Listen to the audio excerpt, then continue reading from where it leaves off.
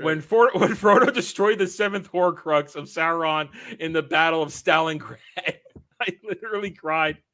Classic Tolkien masterpiece. Also, the scene where the two Nazguls beat it the fuck out of them. This is Mordor country.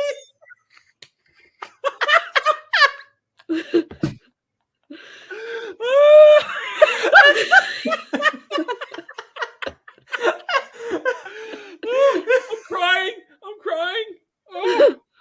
Oh, that was beautiful. The Shadow Rider, that gets a thumbs up. That was beautiful. I don't normally thumb up things like that. That's beautiful. It's Mordor country, man. Be on your guard. There are older and fouler things than orcs in the deep places of the world.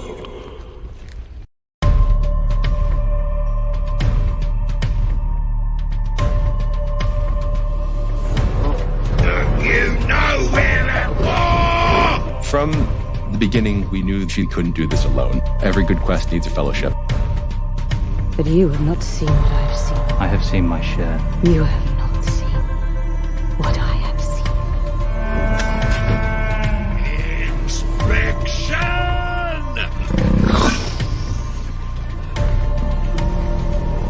We don't change anything, but we interpret everything in this incredible, unique way.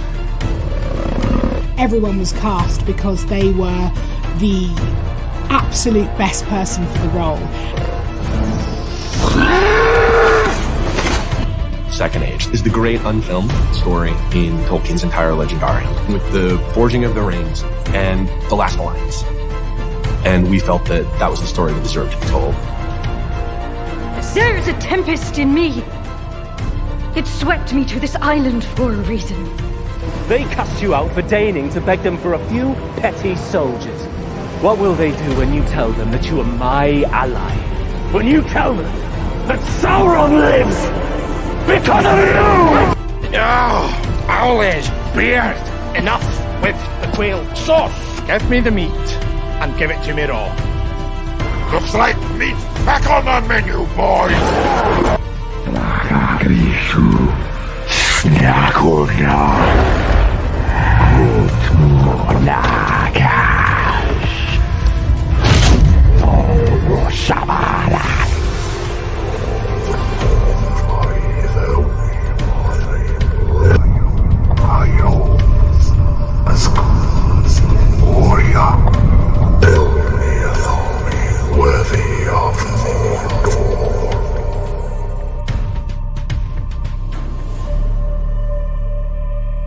One does not simply walk into Mordor. Hail and howdy, everybody. Welcome to another episode of Mordor Country, where we're only going to be here for an hour and a half, maybe two. We're not here for the long haul. There was only one episode. But in the short season where we had so far, this is perhaps the worst one. The lore breaks in this episode, they are horrendous. They are just wow. But before we get into that, let's say hi to everybody. Hi, Dermy. Hi.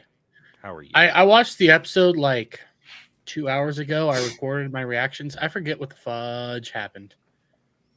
Was it fabulous?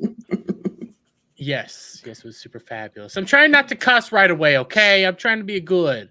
Fuck that. But thanks. Okay. Well, I haven't said fabulous yet, but I'm so confused of what the hell I saw. All I know for sure is I'm on the side of the Dark Wizard.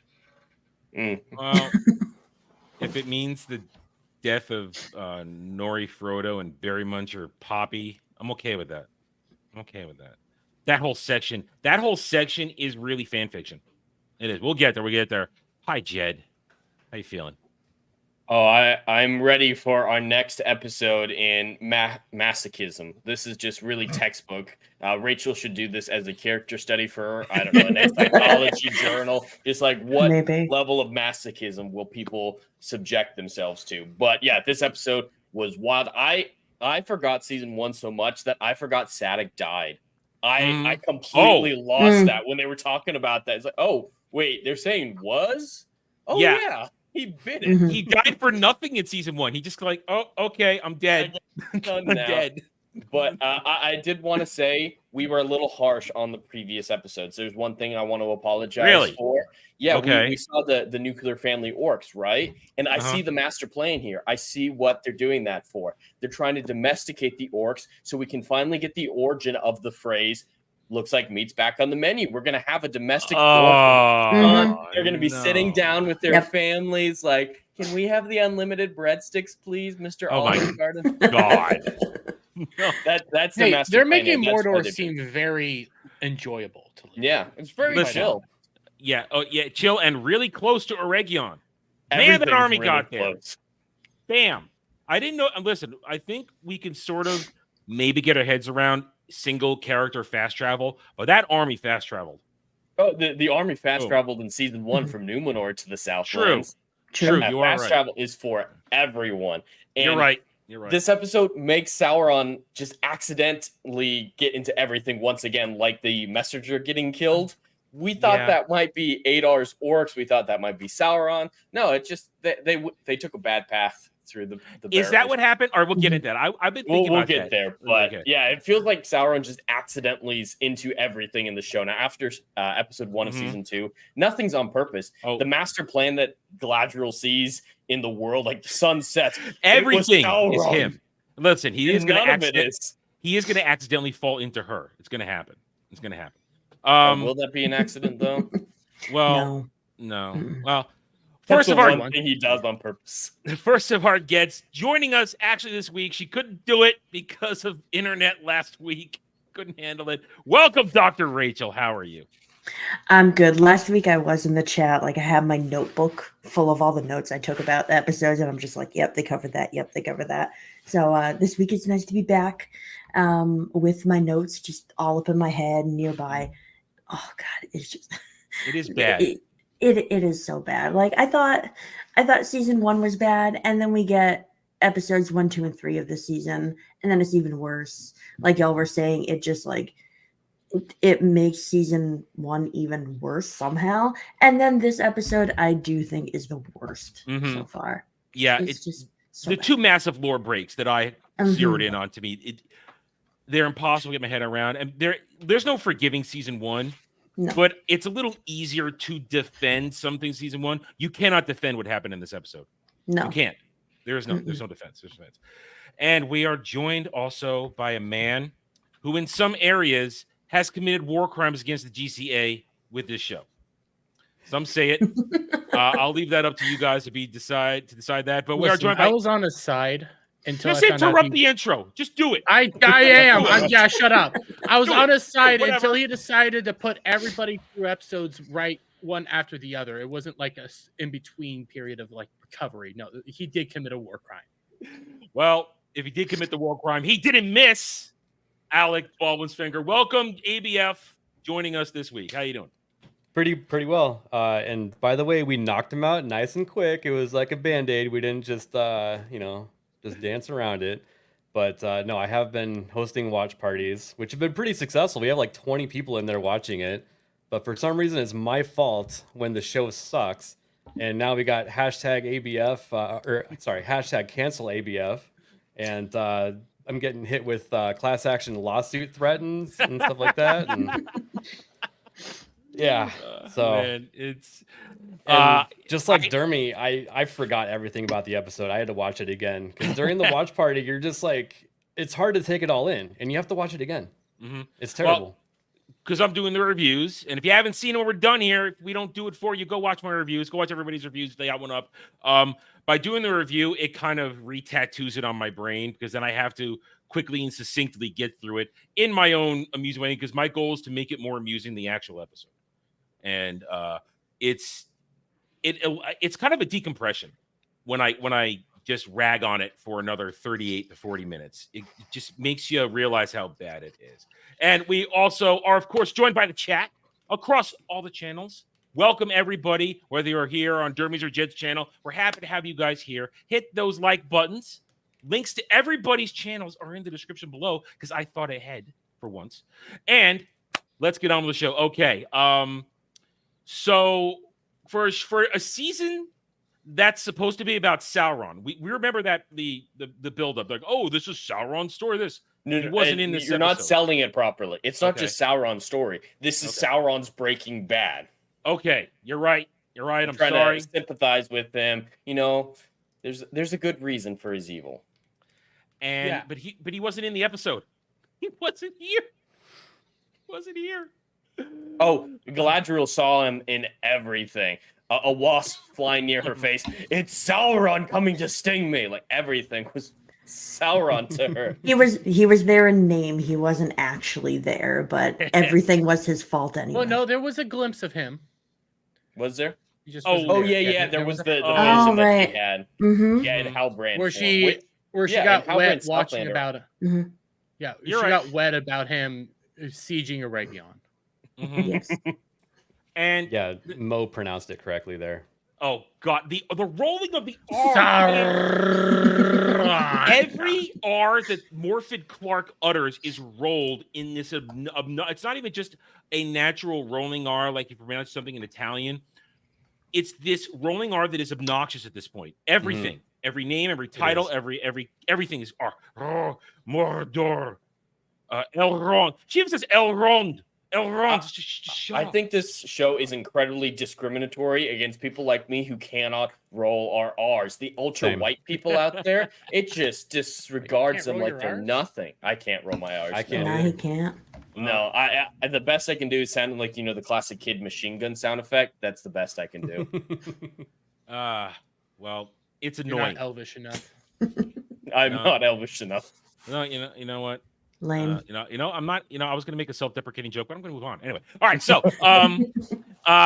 so here we go. Let's get right into it. Let's not waste any more time. So there we go. All right, so we pick up, I guess, essentially where we left off in episode 2 with Galadriel and Femrond, who wants to be Elrond, and they're getting ready for the war, and they're having a chat here. Now, what I love about this chat is even though they undo all the, I guess, everybody crapping on Galadriel for the first couple episodes, by the end of the episode, she is full Galadriel again and being the greatest ever.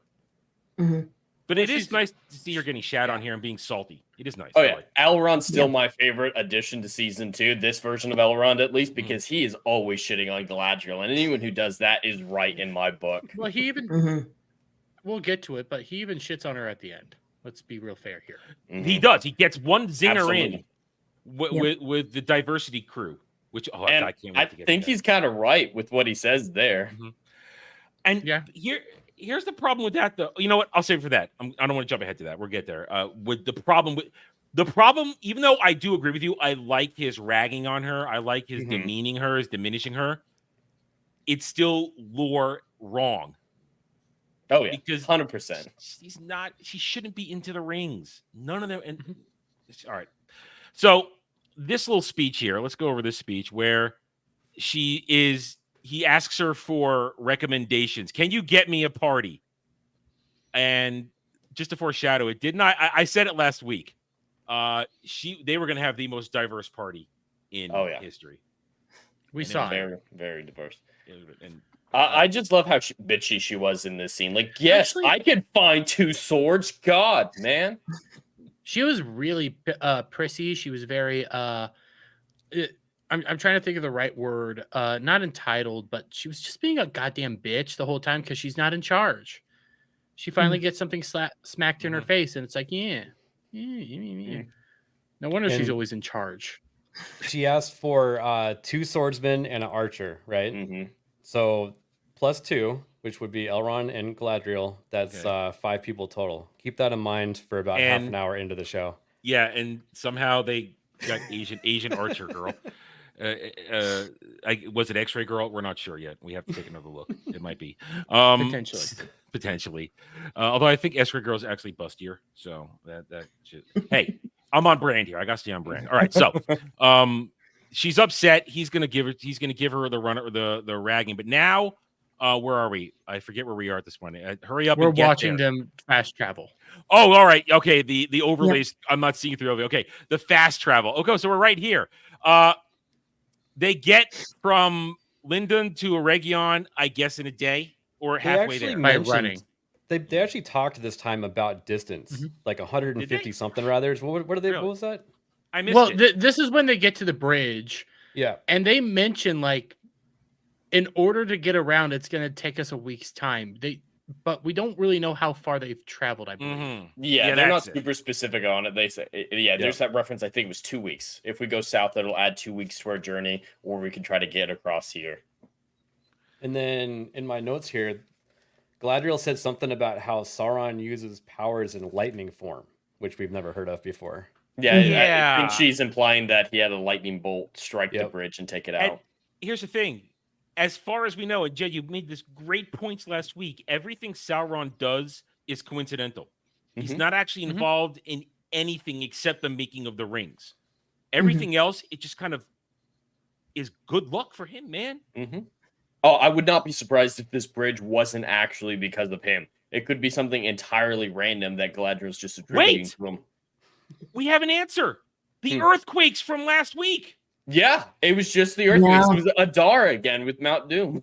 It wasn't built to code. Adar's fault.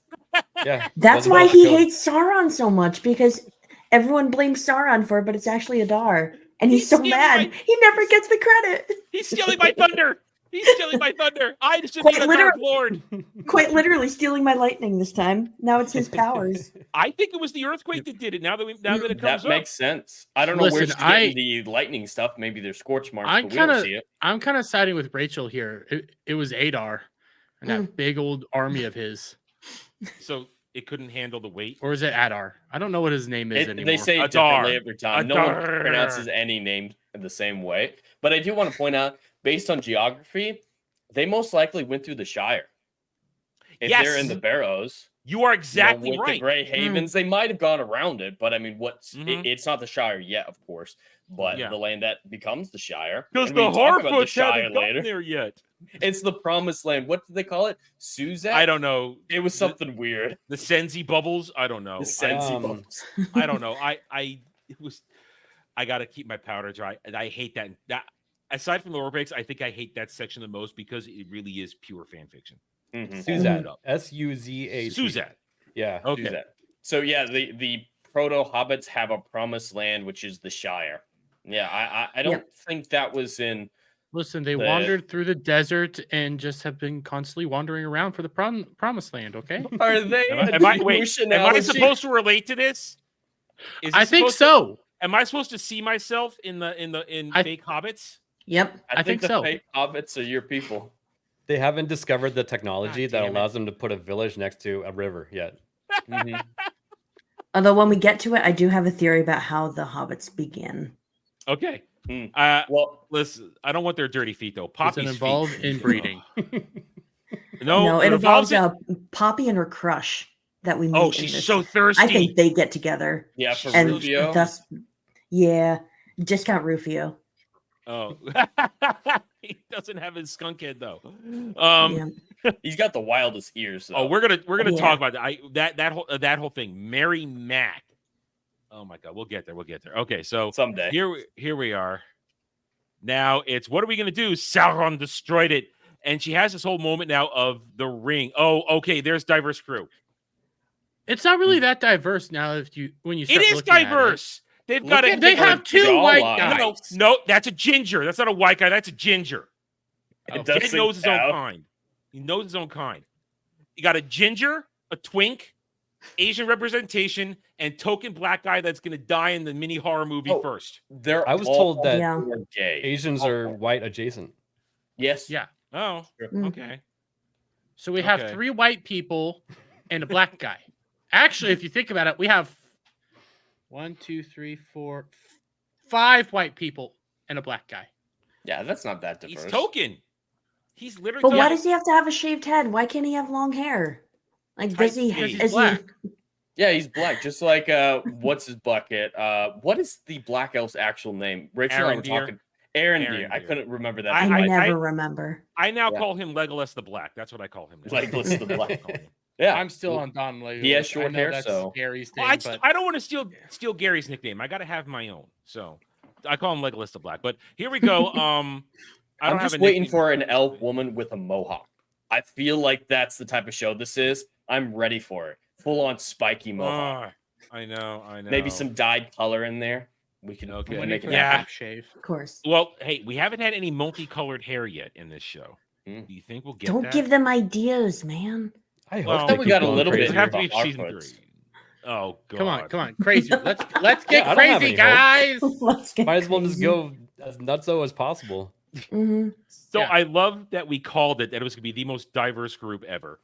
And they're like, what do you guys think we should do? We should follow the map. This is where you said it's going to take us a week to go around it. The twink is going to take us a week to go around it. Elrond says, we need to go, but we need to go away. But of course, now Galadriel says, hey, wait a minute. I have a vision of what we're going to know to be the Barrow Downs.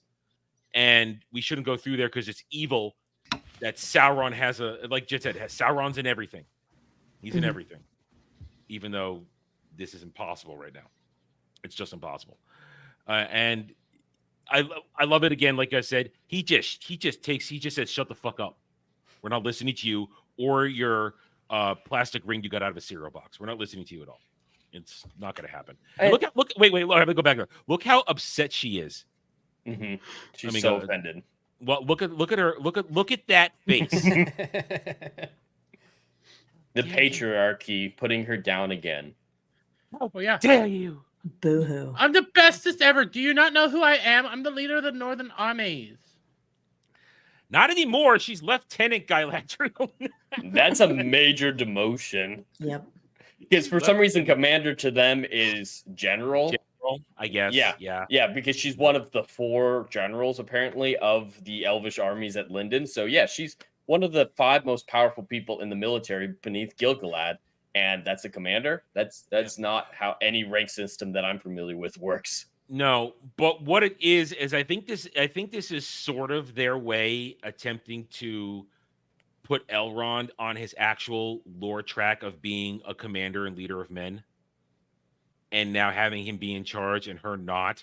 But they undo it all in the final scene. They undo it all. Have to change the definition of herald to do it. But with this scene, I don't know if you guys got this impression, but I thought the chasm wasn't that wide, that elves of this caliber could easily, cut down some trees, make a makeshift bridge, and then they have, their hyper balance skills that we've seen them have with Legolas.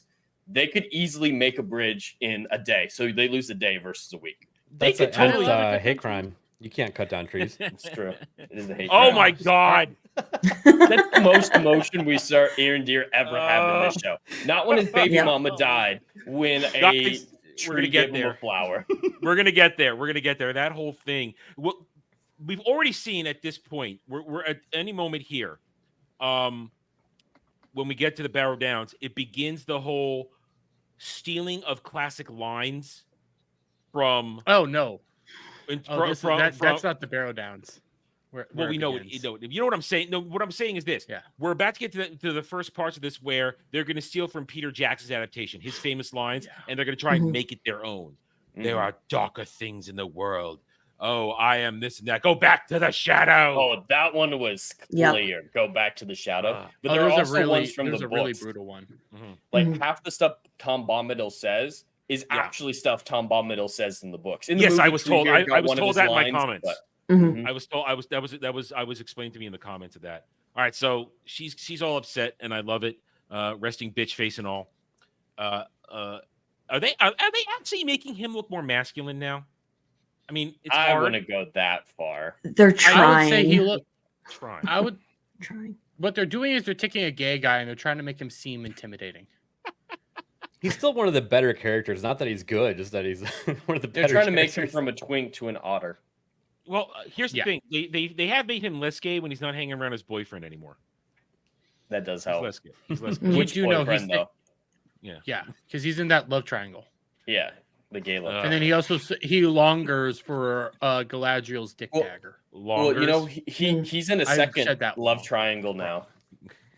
That's true. Anatar's in a new one with him and Celebrimbor. So Elrond's with 2 love triangles. Wow. And a third if you count Galadriel with also Sauron. He's just Lord. the center of multiple love triangles. How is he ever gonna have his daughter like that? I don't know how they're gonna get there. And remember, Butt baby. Thanks, Jeremy. Yeah, there's magic. Celebrimbor is the daddy. Celebrimbor is supposed to have a family by this point, so Yeah, maybe and, that's how well, they'll remember, do it. His name is Galadriel. Galadriel, but Celeborn nowhere in sight. No, half the season is over, and still no mention of Celeborn or the daughter they should have together, who's supposed to marry Elrond. All right, That's just going to be so much more awkward if they ever do get to that point. Elrond with this thirsting for Galadriel, and then he goes after her daughter at whatever age she's going to be. This is going to be a Twilight situation. I was going to say it's definitely Twilight. He is. I think you're on something with this whole thirsting for Galadriel, for the fact that he constantly keeps reminding her before and now is you're hungry for Sauron, and he's jealous. He's jealous. 100%. He's jealous. He's being a catty little bitch. That's the only reason he's standing up to her. Shit, that's what. Oh god. Yeah, I'm right. He's jealous. I don't want to put real lore up against this anymore. It becomes disturbing and fucked up.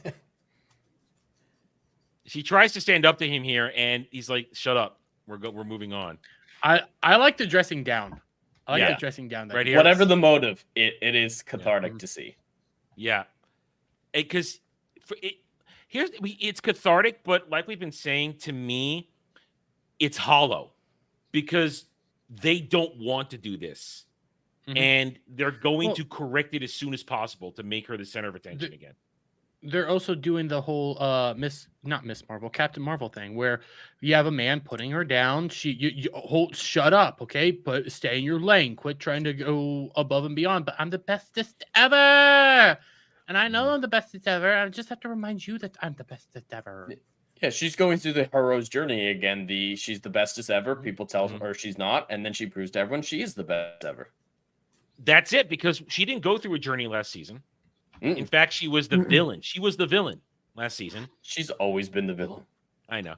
And now she's just being told, know your place, woman, which is the hero's journey. Men are speaking. I mean, this whole season started off with them trying to tattletale on each other. Yes. So. Yes. All right, so let's... I'm telling Daddy Elf. Daddy Elf. Big Daddy Elf? Yeah, Big Daddy Elf. Okay, The Stupids, part 1. Here comes Gandalf, not Gandalf, and the beginning of the worst. Not the worst. I actually think the Bowerdown is worse than this. Listen, he found a goat and he wanted to follow a goat. He wanted to fuck a goat. He's following Aberforth. Yeah. He needed to struggle. Here we go. Tom Bombadil. Now, I think they were pretty dumb to let us know Tom Bombadil was going to be in the season, because we were prepared for this. Yeah, that helped a lot. I was mentally and physically prepared for it. Prepared for it. Therefore, we knew that it was going to be a massive lore break. It didn't feel right. No, it doesn't, because this isn't Tom Bombadil. They fluff it a little bit, but by the end of the scene, or their second scene, it isn't. He feels more intimidating than aloof. Yeah, he's not the happy-go-lucky weird kind of guy. There's none of that charm, that playfulness to his character. And they're just casually talking about stars being above a single hill. As someone who's been studying a lot of astronomy for my books, it really hurts to see people miss so many basic things about how stars work. They don't end up above hills. It's ridiculous. Well, they do sometimes. They're not actually above the hills. They just are perceived that way. Well, when I look up the hill, I see stars. So, I mean... Yeah. Exactly. Like, shut up. Perception is reality. They're above the hill. It's true. They're that big sign that says "Go here" in the form of stars. Okay. But but this isn't a Disney Channel animated movie. I didn't hate the actor, by the way. I just didn't like how he was. Like, Yeah, it's just not Tom Bombadil. Yeah. Neither. I enjoy these two actors. They're just not. Mm-hmm. Yeah, I who agree. they are. Their performances aren't bad. It's just, you're right. Doesn't feel like Tom Bombadil. I feel like Tom Bombadil should be shorter, honestly. I feel like this dude's too tall. That's just the feel I have for it. And here he comes, and they start off the whole, I'm Tom Bombadil. Hi, I'm a Luke. Doesn't say it yet here. Doesn't introduce himself. But I'm he's Mr. not Luke, even something. colorful. His whole Yeah. iconography is such bright yellow boots, bright blue. Just there's something otherworldly to. But these he's people. gardening. Mm-hmm. He's gardening. Isn't that I don't- supposed to connect him? I don't know. No. I'll say this: I don't like the whole standing up and turning around and this whole scene on his face. Like, we're supposed to know who he is. If you don't know who he is, you don't know who he is. Yeah. Like, Yeah. this is only for major fans of Tolkien that are going to know who this guy is, and those people hate this. Only people that have read the books. Yeah. And but like you guys just said, if you don't know who this is going in, or you maybe just know the name and know what he's supposed to look like, there is zero recognition of Tom Bombadil. There's nothing in this picture that's except the kind of la la la way he speaks. There was a term to it. What's the term? Kind of lilting, little sing-songy. Not quite a. He's supposed to be not caring in a loop situation, but gay. It has no feeling. It has nothing. Classic gay. Yeah. Classic gay. Yeah. Like British gay. British gay. So Ian now McKellen gay. Yeah. I'm okay with Ian McKellen gay. Where you can think, you can visualize Ian McKellen in a musical and being perfectly fine with it. Yeah. Yeah. So now Gandalf, not Gandalf, is trying to explain he's looking for his friends, and Oh, this was so cringe when he lost the map. Yeah, I was thinking, did Tom Bombadil do this? Did he do like a little wind and go like, oh, go? Well, That's what I thought until the tree swallowed him. Then I wasn't sure. I didn't even Well, think about maybe that. Tom did it so he could look like a hero to rescue him from the tree and give his line from the books. Well, I listen. I don't Go get ahead, this Jeremy. scene. Go. Well, here's the thing. I don't Here's get this scene. He Well, sees dude, the he's fucking fondling branch. the tree, and the tree didn't like being fondled. Okay. Well, he found the branch because the fucking paper somehow landed on it, and then he starts just to look at the branch, goes like, "Oh yeah, the branch." Well, no, he's been looking for his staff the entire time, and he's looking for a sign of where the staff is. That's what I took it as. Well, every piece of wood he finds is like, "This is my staff. Let me fondle it," and it never is. Just random wood is not going to satisfy you. Just go in the corner and jerk off like Cloud would. Let's not take those out of context. Listen, we all want to stay awake right now, unlike Cloud. Anyway, all right, no more making fun of Cloud. He's not here. But he fondles the tree, and if I was a tree, I would take offense at this too and eat you. But what I hate about this, I'm is that surprised it's the tree didn't like it. I'm just gonna say that. Oh, in this show. Well, he's not okay, in this necessarily show. fondling it though. He's trying to break it off. Oh yeah. Yeah, he doesn't know how to handle a good piece of wood. Yeah. He wasn't gentle. He needs more He practice. doesn't have any practice, since he just showed up. What I got out of this the most is that, hey, remember Merry and Pippin getting swallowed by trees in Two Towers? Mhm. I remember. Remember? Yep. Oh, it's 100% that scene. And in all likelihood, he should be dead. Yes. He should be dead. He should be crushed. He was in there for longer than he should have been. Yeah. So it's just But nobody dies in this show. no. So right Unless now, you leave to do political activism. with or without That's your the tits one out. way out. Or if you're a side character, that doesn't even matter. It does get a name. I guess. But what I don't guess about is the fact that this scene now begins the entire segment of this episode that is pure fan fiction. I mean, Gandalf, not Gandalf, and I think people are getting. I think it's getting more and more convincing that he's Gandalf and not Saruman. It's absolutely Gandalf. This isn't how he arrived on Middle Earth, and he arrived knowing exactly who and what he was. It isn't this some find myself journey and stop things. And now there's no fighting another a made up dark wizard. Because I think the next scene is the made up dark wizard. Because there goes the map. Oh, no, the or next scene is Nori? Okay, Yeah. they should be both. They should be dead. They don't even explain it. I thought there'd be something stupid like there's a lake over the hill, or they landed in a tree, or Tom Bombadil caught them. they landed some dumb. One of them Or the landed in Eagles a came bush. by.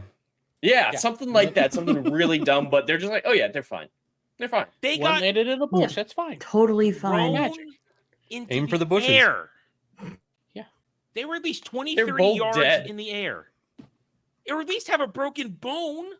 Mm-hmm. But no. What's funny though is that they're the same amount of cleanliness before and after the fall. I'm going to stop on that in a second. I got disgusted in this scene when we get to Poppy. So here comes Frodo Nori.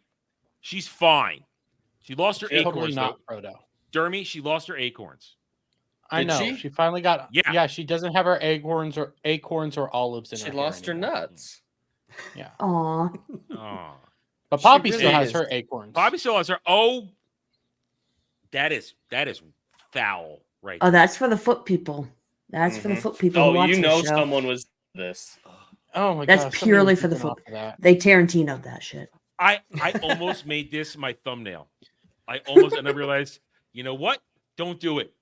What you know what got me off it? When we had an angry Galadriel face at the final scene. I'm like, oh wait, no, I've got an angry Galadriel face, but it's not. It didn't center right when I was trying to make the thumbnail. And then I thought, wait a minute, Galadriel and Mary Mac, perfect, perfect.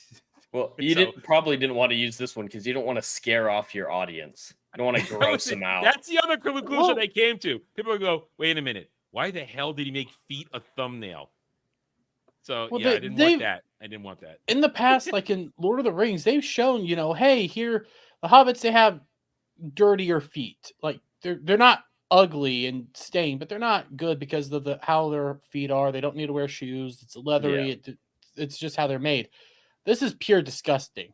Yes. This is a woman that needs to be in the shower for days. I can smell it from here. I can smell it. Yeah. She's very proud of that smell. She definitely seems like one of those people who's proud of her body hair.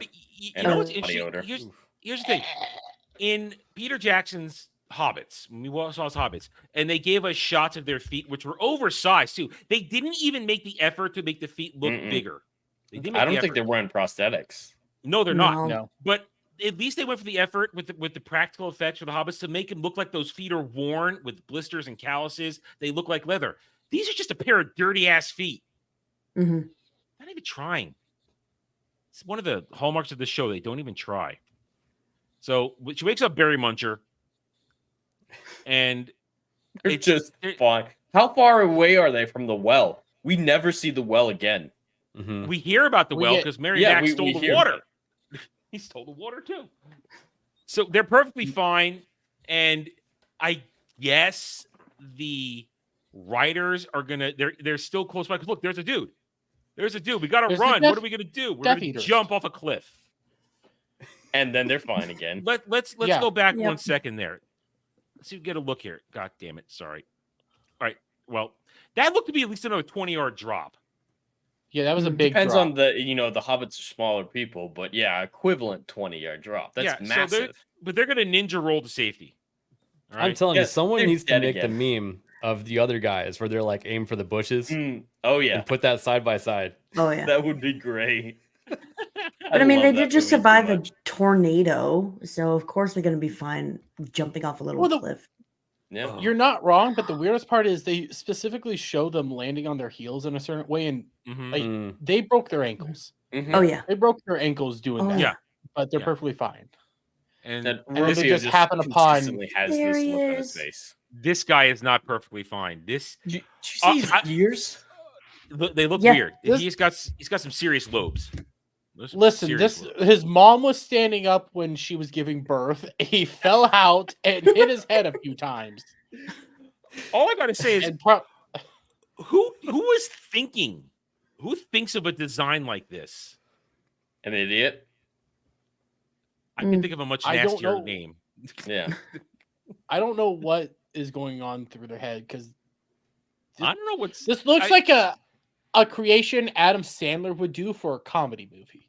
Perhaps. I could actually see that. If we're ironic, that'd be fine. But I feel like actually they actually did right. I will give them a little praise for this. They finally managed to reflect the audience that likes their show. The JD Payne and Patrick McKay, they finally achieved. Yeah.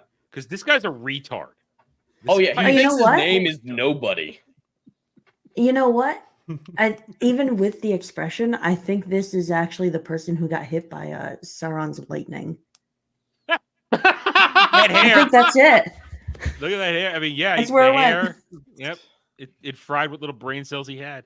Yeah. So they find nobody, and after a thirsty conversation, here it comes. First, Nora's like, "Who are you?" But then Poppy gets a look at him, and man, she's already planning their first date, where she's gonna bully and dominate him. Poppy and him are ready to go poppying.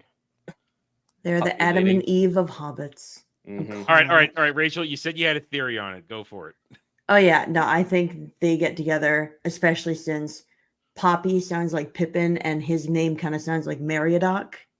So they're just gonna throw that back in our faces. No. Yeah, I think they're gonna be a thing, and they may even go so far as to be like, because like Nori and her tribe are supposed to be the ones leading them to, you know, this promised land.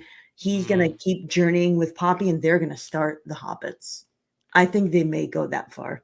Oh my god! And they're gonna explain hobbits as a name because this dude is so retarded that when he hears Harfoots, he's like, hobbits, you are hobbit, and everyone just rolls with it. Oh, this is so stupid. It might be true. They get the big feet from her, but they get the hairiness from him. Then they get the big hairy feet. Oh, I'm nobody. And there's the look of thirst. Nori is so jealous in this scene. Oh yeah. It's like, that's my girlfriend. Yeah. She's like, check out all the trash in my hair. Isn't it beautiful? I worked really hard for this look. They just rolled out of the bush. I ate a lot of berries. Man, she did eat a lot of berries last season. That's why I You look like a berry to me. So like Poppy's like, yeah, I'm third wheel. Or Nora's like third wheel. And what's your name? Now it's Mary Mac, and here come the tall ones. And now they're basically going to threaten him about the water to take him to their. Now, let me see something. Let me ask you guys something. When you saw this scene, were you under the impression that their village was hidden? Yeah.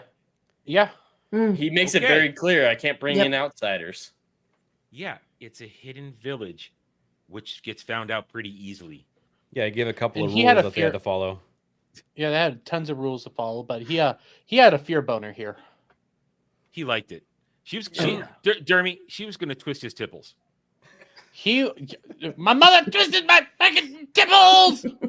Twist his tipples. I don't have the clip, so I had to do it. But yeah, I don't have that clip. I don't want that clip anywhere on my list. He 100% wanted her to step on him with those dirty feet. God, why is it? Why is that so true? Why is that so true? I don't get it. So they bully him into taking them to the hidden village. Meanwhile, all right, here it is, the hidden village. And he tells the rules. 4 rules, but he forgets one. In typical retard fashion. Well, it's 4 rules. Rule 1, I don't remember. Rule B. Rule one, don't call angry black woman her actual name that they all call her. I think that was. Yeah, that was rule 3. Well, one of them was don't look her in the eye. Right. Okay. I think rule 1 was don't look her in the eye. Rule B was something else. And I'm saying that because that's exactly what he said. Rule B. 1B. Yep, rule B. And rule 4 was no sass talk, which he forgot because Nori's gonna sass her. Well, no, they specifically sass talk. They specifically say that they weren't paying attention. Well, yeah, Poppy was too enthralled with his beauty to hear his words. And Nori was, I don't jealous. Know what jealous, I guess. Nori was thinking of Dan. Nori's thinking of her wizard friend. That's what she's thinking. Gandalf, not Gandalf. Oh, don't you love Nori's line? Harfoot's living in holes in the ground. So they're basically living in a slot canyon. That's what they call them here in Arizona. So I mean, seriously though, this is a village. But they couldn't actually use a real slot cannon. They had to make everything out of paper mache. It looked like you were waiting in line at Disneyland. Well, they were in England when they shot this, so Yeah. They had to make do. It kind of looks like Star Wars Land. It's that's about what I'm the same saying. It's quality all as Star Wars Galaxy's Edge, yeah. And also, Yep. just got to know what a diverse village. We got another Asian Very hobbit. diverse. Lots of brown people. Lots of very few white people. So- I don't know. Who's doing the genociding here? That's what I'm still trying to figure out. Is it the Dark Wizard doing the genociding, or Well, last week we did figure out what happened to all the black elves, and so it's Operation Get Behind the Black Elves when they go to war with the orcs. So we figured that one. Yeah, we know that one. Yeah. But then what happens here? Because it's very diverse and Shire's not The that black hobbits can run, but they can't walk so far to the Shire. Maybe they ran into a body of water and they all couldn't swim across it. That's what it was. They couldn't swim across the river. I realized what I was saying is wait. Dre! Racism. Wait, I don't have a Drake clip that's appropriate for that. We just need a picture of Dre so we can do the racisms. And that's on the other side. That's on the other brand. I don't have a Drake clip over here. I'll have Drake forgive me tomorrow. You got to have him make you a clip that's like a shield, diversity shield or something, where it just says diversity shield points. I can't keep asking him to do this. It's wrong. I am not his master. Make it a Pokemon card, like he gives you +1 racism protection. Yeah. Jeremy, does that work from Pokemon rules? No, I'd never played Pokemon the card game. I only played the video game. Rachel, what's the defense cards? How would you say that? Defense cards for Pokemon? Mm-hmm. Like they're trainer your cards. stats. Boost? No, I think they would just do energies. Isn't that right? They would have like energy cards for Pokemon, and that's how you were able to use your moves. Yeah, I know. I don't I know remember your Yu-Gi-Oh. You activated my trap. I already know Yu-Gi-Oh. Spell card. I know Spell Yu-Gi-Oh. card. No, spell card. Equip spell. Equip spell. Defense Okay. against racisms. Defense Well, against. I've racism. already committed the racism, so I'm already canceled. We have to keep going. You activated So- my trap card. Cancellation. I want to make a trap card joke with you so badly. We're gonna move on. All right, so there's angry black woman who leads the village, and I love me some prep cards. she is so stereotypical. Mm-hmm. Yeah. I mean, listen, there's some right now on the X Twitters with the whole acolyte shit going on and all the racisms and stuff like that with the attempted cancellation of Jeremy and Gary and Ryan, all that shit that went on this week. They're now breaking out the racism card everywhere. And I even got a post about how we're all racist in Star Wars, we're all racist in Lord of the Rings, we're all racist in Marvel and DC. How am I a racist when I'm not the one who put a stereotypical angry black woman who criticizes and demeans and bullies everybody in charge of something? How am I the racist? Yeah, I'm just especially pointing it when out. you're supposed to relate to her. You're supposed to. Yeah, act you're a like white she's- guy pointing it out. You're not allowed to. Yeah, Well, it's so- because of okay. your race. Just so that we are clear, that they're actually a different race of Hobbit. Mhm. They're called the The Easterlings, stores. right? The stores. Stores? Okay, I'm sorry. Stores. Which That's what ones they are the call Easterlings? themselves. Now, Uh, Harfoots and stores do exist in Tolkien's writings. They just never They're just are families. expanded upon. Oh, I Yeah, see. They're Okay, just gotcha. families, like sub Yeah. families of hobbits, is what I believe. Gotcha. But yes, Mhm. she calls themselves the stores and said the Harfoots broke off from the stores. They followed Yeah. Sadic's ancestors. We go to the cave painting. Yeah, when we get to the Mhm. cave painting. Yeah, when or we the get to wall the cave painting. Yeah. So they're not actually different species. They're just different tribes. They're just yeah, Right, they're just yeah, they're but just- it's They grew up in separate areas. Yeah. and these ones are well, I guess it's a matriarchy. Yes. I bet they're cannibals too, just like the others. Well, They eat. Listen, they're not cannibals because if they were, they would have eaten their weak ones, and it's obvious they don't do that. yeah, she ate Mr. Meal. She ate Mr. Meal at all. Well, not just that, but they would have eaten the retarded ones too. Well, the thing about the Harfoots being cannibals is the leaving behind. Mhm. There was so much in there about, yeah, they went back and ate those motherfuckers. They ate them. They did not leave them. They ate them. So angry black lady calls him nope. They make fun of the nobody joke, and he just takes it because he's a bitch. Yeah, And nobody's sass that talk. stupid. No sass talk. And, Proceed to break every single rule. Look. Even her eyes. Look at those eyes. Those are crazy eyes. Listen, I'm even afraid. I wouldn't sass talk her. She'll kick my ass. But there is no common sense in any of this in terms of actual lore, because that's why this section is just all bad fan fiction. I know some people don't like it when I just say fan fiction, so I'll say bad fan fiction. This is bad fan fiction. They made up an entire thing here, but it carries on from last season when it has to do with Gandalf, not Gandalf, Frodo, Nori, and all these people. It's all made up because I said this last season, so I'll say it again. This entire section of the show never interacts with anything else. It exists all on its own. Therefore, it has no ability to actually affect anything, but they want to. And we'll get to that when we get back to Gandalf, not Gandalf, and Tom Barely Bombadil. Look at those eyes. Those are crazy eyes. You're right. So remember, Nori sassed her. Nori sassed. No, I think it was Poppy and Nori sassed her. And now she's trying to ask her what we're going to do. We're looking for our friend. And when she brings up he's a wizard, they get all scared and afraid because of the dark wizard. All right, I got to bring that up. Dark wizard. I'm on the side of the dark wizard. He hasn't done enough for me to choose his side yet. He hasn't done enough. I'm on his side solely because these people are scared of him. Well, you like fear in people. You like to see the fear in people's eyes. You enjoy that. That sounds really creepy. I know. Hey, listen. It gets me going. But so speaking of the Dark Wizard, I have to say that is the lamest title they could have come up with. Oh, yeah. Yeah, the only cool words in this show are borrowed ones that don't apply.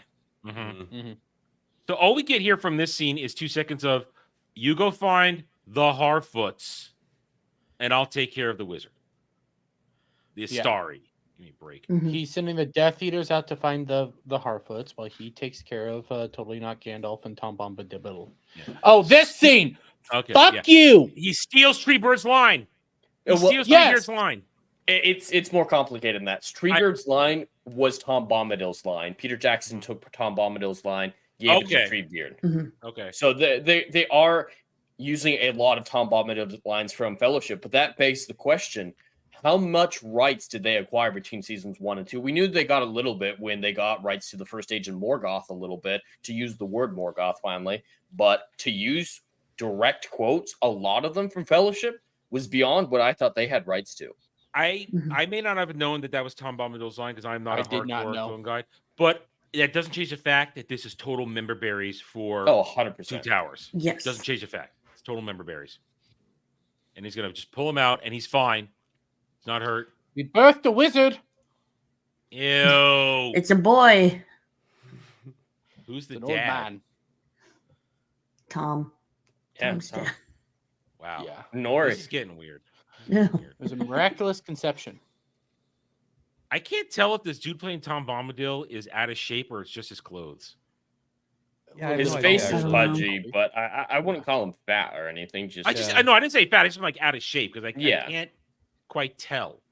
He reminds me a lot of you. He's gonna rip off his shirt and it's gonna be like a 6-pack roided out. It's gonna be good old Master Roshi moment.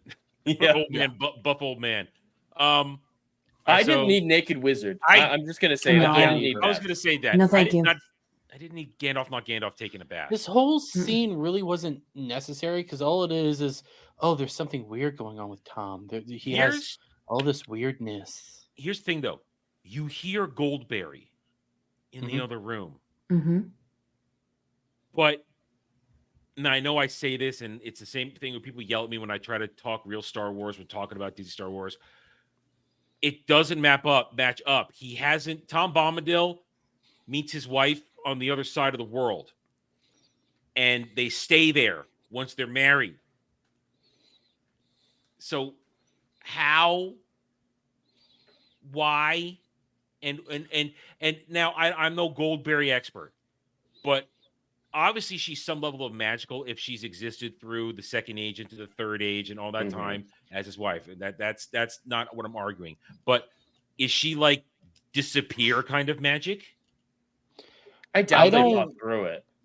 Well, like the thing with Tom Bombadil is eldritch being is the wrong word, and kind of Lovecraftian's the wrong word, but like he's not eldritch. He's just elder. Well, what I mean eldritch, eldest. Sorry. Elder magic, eldest, whatever you want to call it. He's something greater than that. Words are hard to like wrap around what he can actually do and what he's actually a part of. The only reason I'm bringing eldritch and Lovecraftian is because just to try to get that kind of like idea. So I don't know what he can do because he can kind of like warp reality, but that's he doesn't do it because he has some weird abilities. He's unbelievably powerful. Oh yeah, I know that. But is warping reality part of his skill set? I mean, one of the things that he can do, like this was brought up, it's in the books with when they're talking about the Fellowship of the Rings. Why don't we just give the ring over to Tom Bombadil to take care of it? No, he'll just throw it in a room. He's likely to leave it someplace. Yeah, and just forget about it because he has these weird abilities that it's hard to put into words. You bring that up, and as we're going to go forward into this now, that is the hallmark of Tom Bombadil. He doesn't get involved. Nope. Mm-hmm. He does his thing. Now, leave the hippie man alone. Now they go ahead. One thing I wanted to point out is I was reading that when Tom came in the room, he was singing a song that he was singing the exact same song in the books when he was rescuing the hobbits. Mm-hmm. So that was really they're taking a lot. Half of the stuff he says is from Fellowship, which is why I said this last week when we were covering this. It's as if they understand how to do it right, but then actively choose to do it wrong. Yep. Because they do this whole preamble scene where he's pretty much just saying, I'm non-interference, I'm the wanderer, I'm the eldest, I'm older than everything, I'm older than your gods in heaven and Valinor and all this shit. So you're going to listen to what I have to say, and I'm not going to give a shit. Because go ahead, Derry. And part of that is like Tom Bombadil has kind of always existed.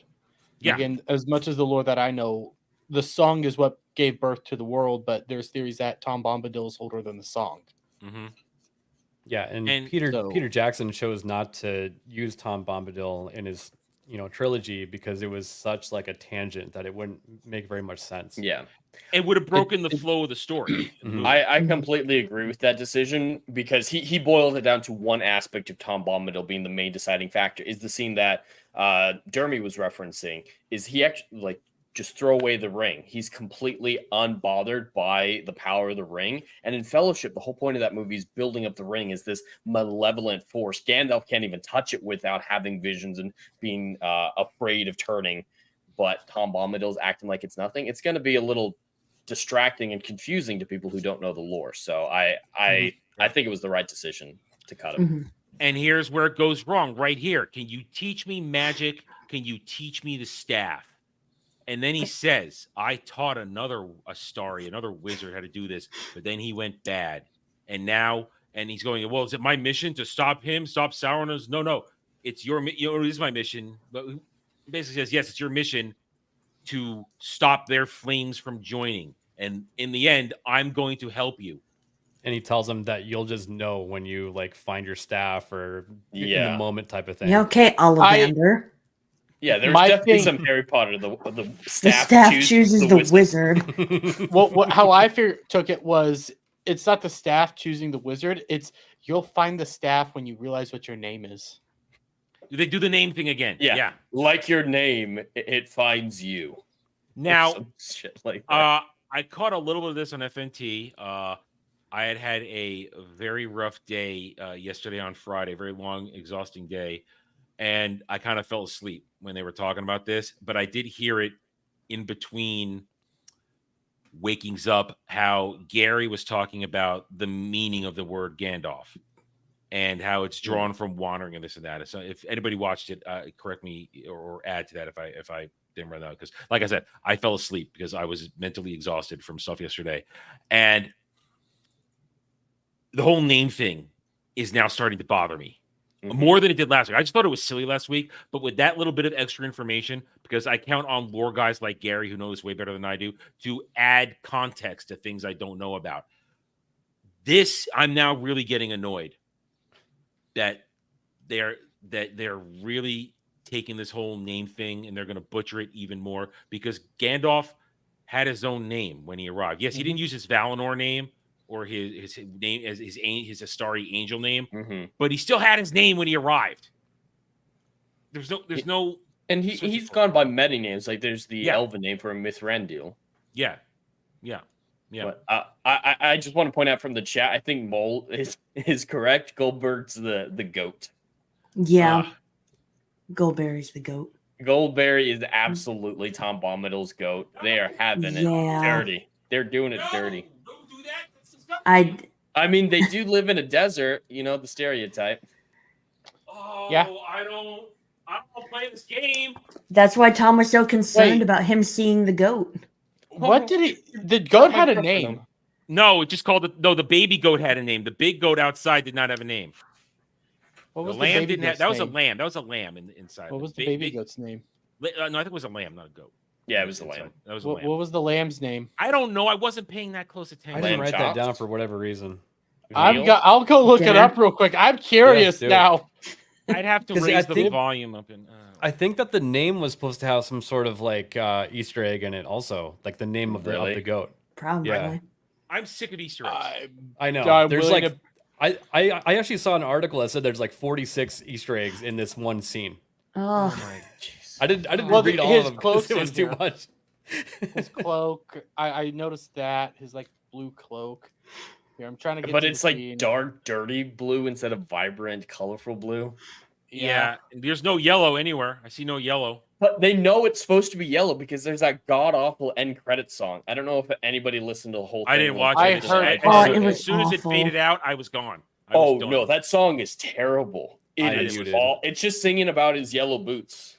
I didn't know there was a Oh song. yeah, the tree. By the Yeah. way, the tree's named Old Man Ironwood. I forgot about that. Mm-hmm. Yep, the tree's old man Ironwood. Well, good for him. So now, but this is the whole thing now you're gonna. So this is the lore. This is the massive lore break. Tom Bombadil is Mr. Non-interference. Mm-hmm. He doesn't care. Okay. And it's not because he doesn't want to. He just doesn't care. Oh, So- Adam, this show is going to be why he doesn't care. Oh my god. I just looked it up. Yeah, the he's- lamb before- does not for have me- a name. Oh, it Before doesn't. I thought okay. it did. But Okay. They actually says in the lore, he doesn't care about Dark Lords. Mhm. But here he blatantly says, "You cannot let their fires merge." That shows he cares about Sauron being a Dark Lord. Broken lore. Mm-hmm. There's no defending this. No. None at all. There's no defending most of this. This episode is, but I really am hammering that home. This episode, there's no defending it. So now apparently he will teach him the staff. I think they're going to take the branch off the tree. I think It's got to be related to the Ent somehow. Well, he said, "Have you tried asking for the branch?" Yeah, yeah. Please, Yes, sir, it's- can I have your wood? Well, we've already seen that stroking a tree later, an ant will help out. So maybe stroking the tree will give up. It did we'll not give it up. consent. Did not consent. that's All why right, you got so- to ask it first. I don't. It's a tree. I'm asking anything. So he's gonna okay. Oh. So There one we lore go. break into the worst lore break. The Barrow Downs. She And blamed it these feels on like the Sauron scene- too. Of course. It feels like this scene should have been so much further in the. I don't know. The series. I can't believe it's taken this long to get to this one scene. Well, here's the point: is now token black guy has like one line, just like token Asian elf has 3 lines. Now they're here in this right now. I'm going to say this before we get into this scene. This scene serves no point. Does anybody here have this scene have an actual purpose for the scene outside of Guy Ladro being right? If saying we shouldn't have come here, we shouldn't have come here.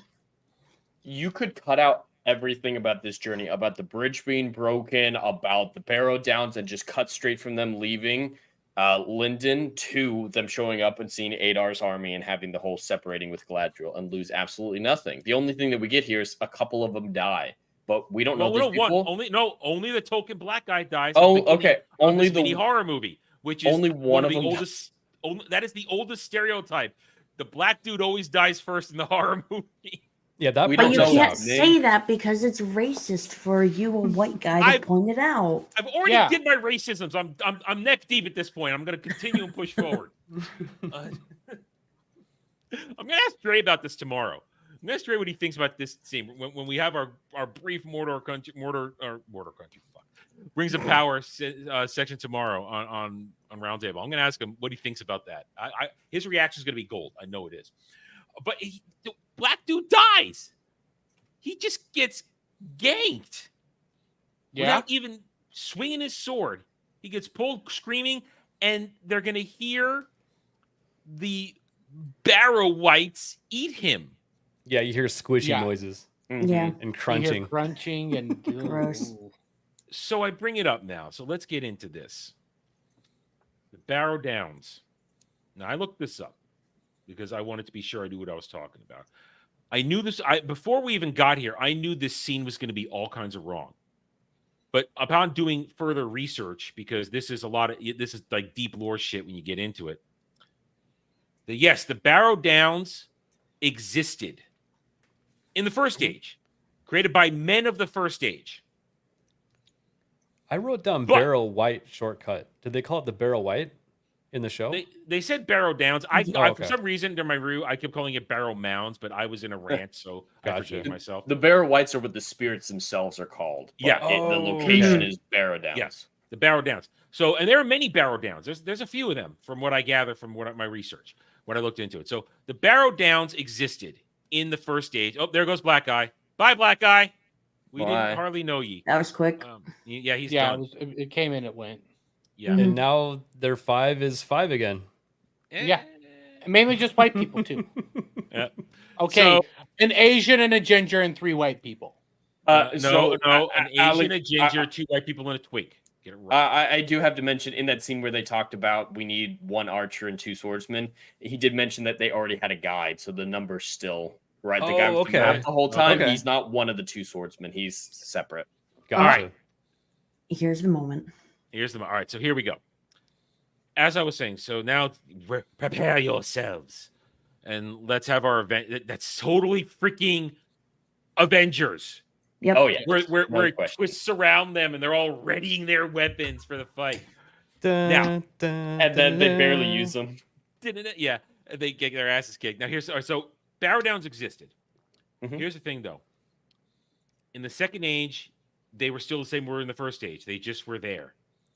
They don't become infested with Barrow Whites until the Third Age, when the Witch King of Angmar, already in Nazgul, creates them and sends them to basically turn the Barrow Downs into dark nesting place.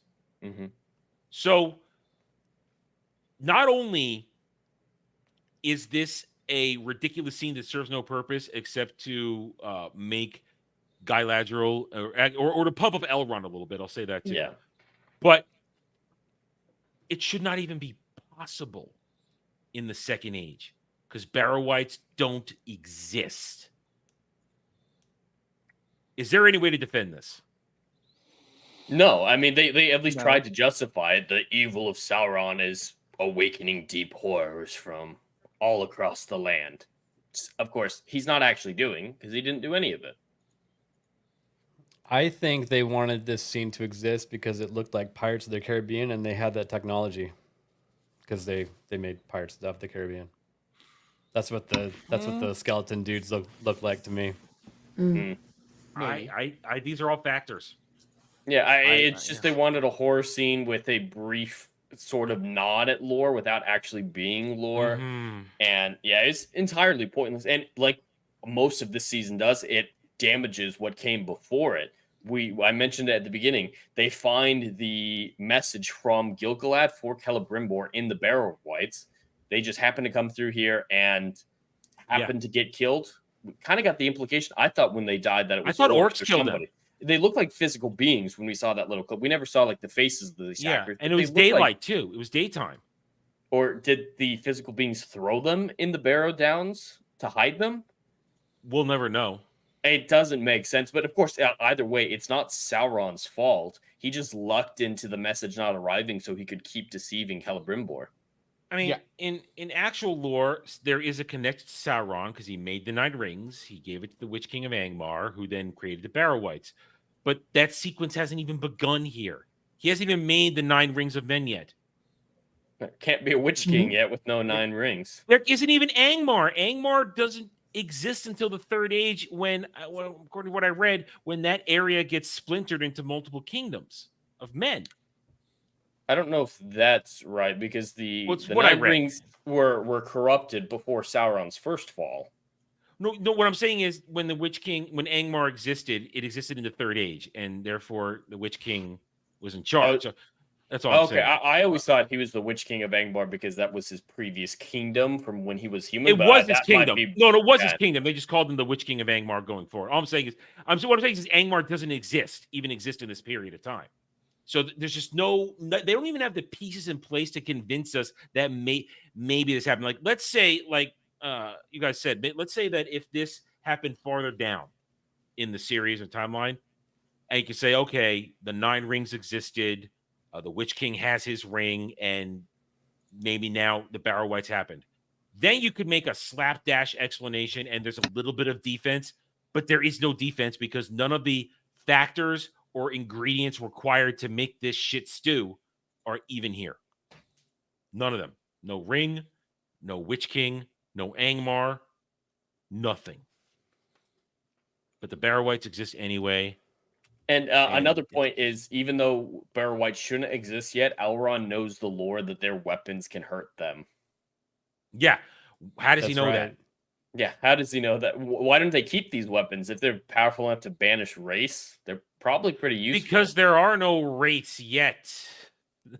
What point is there? It's just to make Elrond look good and make Galadriel look right. We shouldn't have come here, but Elrond has a cool moment where he saves everybody and tells them this. And here they are getting the weapons. And it's all I ask is for, I like continuity. All I ask is for clear continuity. And all I ask is for shit to make sense. Of course, he gives one to Galadriel so that she can be awesome. And then they're going to run away. I mean, it was just that easy? Very easy. It's really easy. Extremely easy. Yeah, the whole sequence was like, 5 minutes most? Essentially. It's pretty short. It was pretty short. Oh, okay. All right. So now we're back just outside Mordor, where they're looking for Theo without his badass teenage mustache after he's been kidnapped by the Ents. And Legolas the Black here, he's going to now figure out shit, but why did the forest attack or this and that? No one using axes or it's ridiculous. This is all nonsense. It's all nonsense so that Isildur can be thirsty for ethnically ambiguous Astrid. Mhm. Let's be fair here. I don't blame him. Okay. Well, that's a pretty girl. I'm not taking that away from her, but it's goddamn pointless. Yeah, because it's not enough of justification for her whole storyline. I'm pretty sure she is. Well, her not storyline doesn't make sense. Well, it's because it's made up, but I'm pretty sure she is not the source of his family line going forward. I'm pretty sure ethnically ambiguous Astrid is not his eventual queen that will lead to Aragorn. Well, she might be in this show because I don't know if you guys saw the official Rings of Power Twitter account posted. We shipped them with a bunch of pictures. Wait, that was the official account? That's what it looked like. I saw that tweet going around. It was the official account. They've been doing some cringe things, like try to justify the nuclear orcs by saying they multiplied. There's a line that says orcs multiplied. And they're like, oh, they had happy families. That's what they use to justify it. I don't want to do this anymore. It's too retarded. I want to go We eat need to dinner. get more retarded. Oh, it's gonna get more retarded. I mean, right here, for no reason whatsoever, Legolas the Black is now suspicious of ethically ambiguous Astrid. Yep. And now we have romantic comedy where he got mud on his face, and we're gonna attempt to have him be thirsty and her be funny, this and that. It has no place in this show. It's awkward. It's dumb. It's stupid.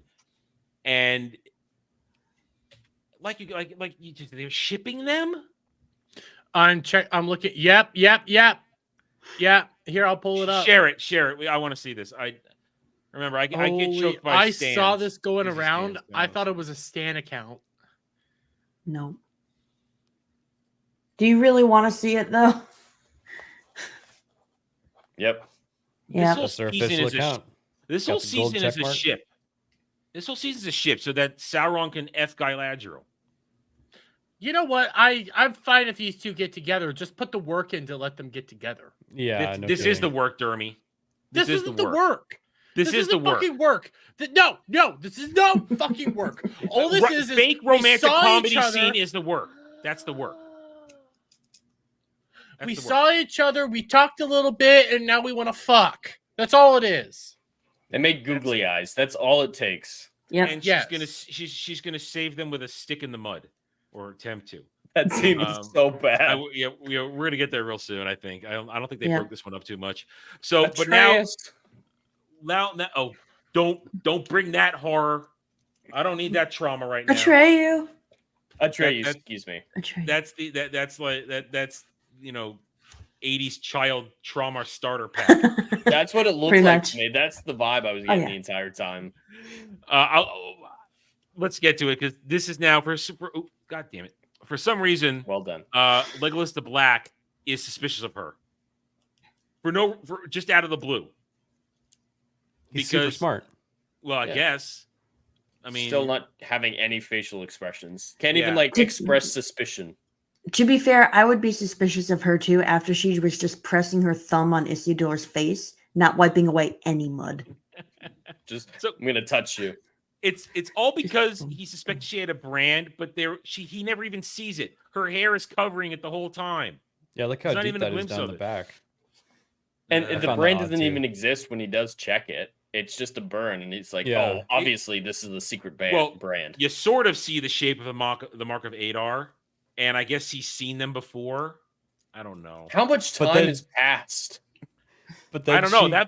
That thing should be blistering all to hell. She just did it yesterday. She gave the most dog shit answer ever. She was like, I fell asleep too close to the fire. And your hair wasn't singed. And I was like, okay, now you're not doing a very good job of covering it up. I rolled over on my hot knife near the fire. Ow. So now she's in trouble. She's a traitor. Isildur's heart is broken. And Arendir, they basically... Here's what I don't get. When he was giving his speech a few moments ago, he was telling the whole village they were all going to go looking for Theo without his mustache. And now it's just the three of them. Mm-hmm. What happened to the massive search party he was organizing? They all went to the other direction that they were talking about, maybe? Because they were debating on whether or not to go north and, I don't know, east. Well, yeah, because we got to go north because that's where elder things are, and the Northmen are up there. The Wildmen that made no fucking sense. So now he sees more petals, and he's starting to, I guess, Scooby-Doo it to the Ents are around. Because they're walking down this big-ass path made by the giant Adar's giant orc army that nobody saw. Except the Ents. Again, nobody sees the army. Yeah. Now, yes, orcs need to roam it and go at night, but still, we see Theo, who serves no freaking purpose in this episode, to be trapped in a wooden tree cage that he could slip through. So are these all wild men? Or Yes. are they just random people? These are the dudes that were at the camp with him when they stole the horse, which was made such a big deal of that isn't even in this episode. Yeah. Yep. That's the wild men. They're all in there, and I guess they don't try to initiate him into their little prison cell. He should be happy about that. So here they are going across the trail left by the thing. Okay, mud. Isildur actually says here, watch where you step. I'm pretty sure it was Isildur. I went back over the scene a couple of times. Pretty sure it was him. Watch where you step. So while ethically ambiguous Astrid is fighting with Black Legolas or Legolas the Black about letting her go from her manacles, they're going to hear Isildur. I call him now plot armor Isildur. Because anything with him is pointless. He has a set in stone destiny and fate. Nothing's going to happen to him. Yeah. What if? What if? Big brain here. What if? Oh, careful. They kill him off and they have ethnically ambiguous chick take up the name of Isildur. Ooh. I'd pull a Mulan too. Listen. Yeah. Listen. I would actually love that because it would give us content for weeks. Okay. Oh yeah. I would love that. But I don't think they're even that. I don't think they're that stupid. Maybe Big Tits McGee will do it when she hears that. Don't you he's talk dead. bad about my wife who I can fix. I can fix her. All right. No, she doesn't need fixing. She's perfect. Make Numenor great again, motherfucker. I can't wait to get back to me. All right. So Isildur is stuck. And he's It's thinking. so cringe. And it's this one little itty bitty tiny hole, but the mud looks identical everywhere around it. I know. Yeah. And now watch this. Watch this. So Legolas the Black gets pulled in head first, feet straight up. There it is. Boom. He's just pulled in head first. So this genius, now it's the fake out. Oh, look, she's going to take a chance to run away. But no, she's going to come back with a stick. I actually thought she was going to run away. Just at the surface, ready to go. Not even that. I don't- Jed, think about this, though. If Legolas the Black went in feet first, and Isildur is easily 5 to 6 feet below him as they're got Logically. pulled and sinking down, who the hell is grabbing onto that stick? That's mainly. I thought it was the half weird foot? centipede. No. Before we see the worm, we don't know Yeah. about the worm yet. I'm just thinking about her thinking. Mm-hmm. Who's going to grab on that stick, considering they can't move in the thick mud? Aarondeer's gonna clench it. Ew. With his ass cheeks. Yeah. Ew. I mean, he's used to Tons thinking of it that way. steel. Well, He's using his prison Yes, wallet. that's what I mean. His hands were right there, ready to Well, clap around. but it wasn't a Because hand. It's a beastie. This was such a weird scene because I didn't know what the fuck was going on once that thing popped out. Oh, I knew it was a beastie instantly. It's like, bam, all right, we got a beastie. And it ate them. And he's going to cut his way out. How? Yep. I guess Because this is a terribly written show. That's how. that's the best answer. That's the best answer. And it's going to kill, but then look, then he's going to cut his way out. Okay? And I just want to point out how Isildur shows up. He's just randomly Yeah, he's sitting there. there. It's like Just cut him out. magic. They don't even. I look at that too. I watched it a couple seconds. You don't. I didn't even catch that actually. Watch. So Yeah. now it's one thing to have Legolas the Black cut his way out and leap out, but right there. Okay, here it comes. Sword. There's Legolas the Black flying out. He's landing, and Isildur's just there. Isildur's just- This is, I didn't even know what was going on. The things just happened. Hey, you I just didn't know where described it the came show. from. Yeah. I was thinking that was like a mud leech or something like that. It's a thing. It's dark things that lurk in the dark places of the earth. Gotcha. Unnamed The- things that lurk in the dark places of the earth, just Yeah, like the river. It's not the river monster, but the creature out in front of. Yeah, it kind of looks like a kraken in front of the Mines of Moria. It has a Yeah. name. It has a name. I don't remember what it is though. I thought I'm the not a creature- super lore guy. The creature has a itself name, but looks it's good. Alpha will The be creature here is- next yeah. week.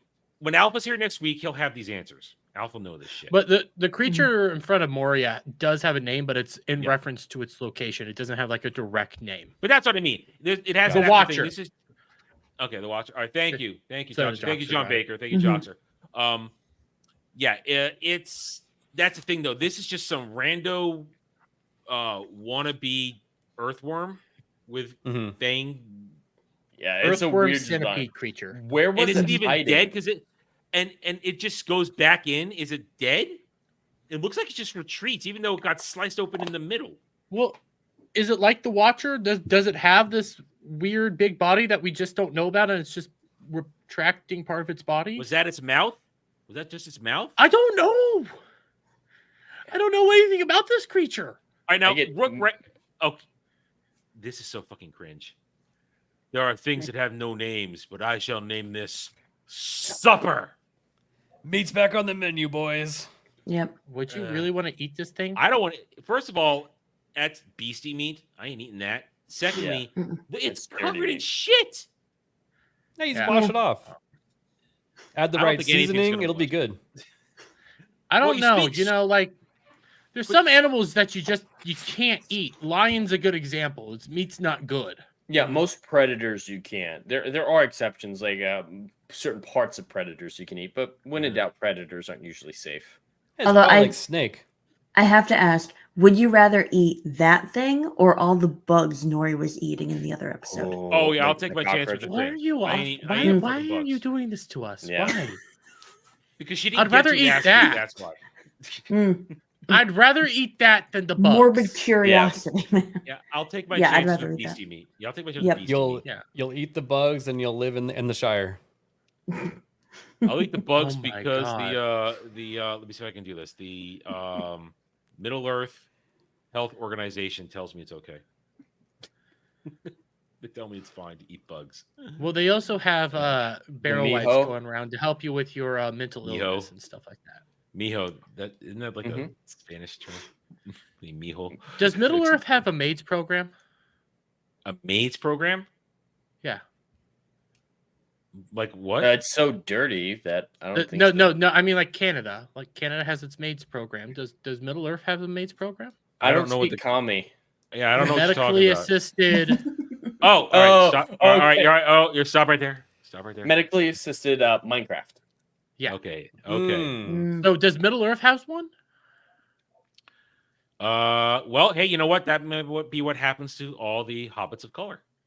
You're right. They're Canadian. I just call it getting climate changed. Yeah. Okay. Oh, I love this stuff. Because it's not real. So we're back in the hidden village. It isn't so hidden. And they're all upset about being tied up, except suddenly here comes angry black woman stereotype. You know, I forget what the conversation was here that gets them out of. Sadek Burrows. That's it. You're right. Sadek Burrows. They were talking about like sending him out and stuff, and then she goes like, "Sadek would have done the same thing." And that, you're right. That's what it is. And now that's what gets you the wall painting and how a Burrows took a bunch of people and went looking for shit. They're what was it called? ABF. What was it called? The Sanzat, the Sansi Beans. What? Yeah, ABF. Yeah, you had it written down. The Shire, their name for the promised Hobbit land. What was that called? The let's see if I can find it. It started with a Z. The Suzat. Suzat. The Susie. Yeah. We'll just call it the Susie. So she tells them how they went looking for the Susie, and we're all just rolling our eyes at this. The freaking Shire. So, it's the Shire. It's nice land. So was Sadek a descendant of Moses? Is that what we learned? Yeah, they've been wandering in the desert so much. Yeah. He's Joshua? I don't know. Something. I don't know. So we are here to take our people to the promised land. Where there's a river. Right.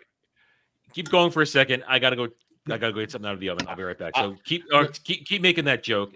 We need to take our people to the promised land where there's rivers, great fields to create food and stuff, and holes where we can dig in. All at the same time we partake of the pipeweed. I think that's the real promised land. Anywhere that they can make drugs. Yeah. Oh yeah. I mean, without like television and stuff, like that'd be the greatest thing to do. Is just drugs all day long, right? Mm-hmm. Yeah. I mean, that's why the people in the Shire are so happy. They're just high. Yeah. Well, they do have their famous pipeweed. Mm-hmm. Yeah. Yeah, exactly. That's marijuana. I wonder what the pipeweed tastes like. You know, I wonder what it's like. It's crisp. Specifically their brand, you know. Yeah. I mean, Gandalf does say it's the best pipeweed in the world. Yeah. But I personally think Gandalf is going to be their Moses. I mean, he's got the look. That's true. the dirty hippie look. Listen, I don't see myself in any of this. Okay, I'm not relating in any Jewish. That sounds like a fashion. you problem, as Kotaku or whatever very poignantly said. That's a you problem. I guess it is. So we're gonna cry a little bit. She's gonna have fond memories of Sadik, and suddenly, because I get, you know what it says, you had a black friend, so now you're okay with us. That's what Pretty it much is. is. Yeah. Pretty much is it. Oh, you have a black friend. Okay, you're fine. No more racism. Wait, so I can go into like Compton and all the neighborhoods and go like, don't worry, guys, I got a black friend. No, there's Yeah. Give that a try. See how that works. Yeah, I will. Yeah, Dermy. You know, Dermy, go do it. Go do it. It'll look like Die Hard with a Vengeance. Probably will. Dermy, I'll go like, don't worry, guys, I have this black friend by the name of Dre. It's all good, right? Jeremy, I want you to do this. I want you to get your GoPro. I want you to record this, and when you never come back, we'll treat it as a found footage movie. Okay? I should go to the bad areas of Chicago. That's closer than Compton. So. Yeah. No, that's Mordor country, isn't it? Yeah, that's Thank you. Well played, good sir. Well played. You'll be welcome there. All right, so now they have a problem because any second now there's going to be the alarm that we've got intruders. So the hidden village is not so hidden. Here come the Death Eaters. Really intruders. They were just, hey, the riders are here. And then one of the riders does the correct thing. Smacks the black bitch. Yeah, he beats her. He gives her a good whomp. He just smacks her for no reason and then goes like, we're looking for some hobbits. Then he helps her up. Yeah, he tries to help her up and then Makes talks up so for it. calmly and nicely. Yeah. He did the correct thing though. Just beat He's her. acting like a woman. She'll protect Frodo, Nori, and Poppy and that, and they're gonna let them be okay because you can't kill Nori Frodo. She's the true heroine in all this. Mm-hmm. But here's the thing: I can't get over the fact that the hidden village was found so easily. And how did they fit through that really, really small crack that only the Hobbit is could fit? They probably just climbed over it. Yeah, Climbed down. because it's really not that tall, is it, for normal-sized people? Yep. There's Well, probably a sign at the off ramp for the hidden place. Yep.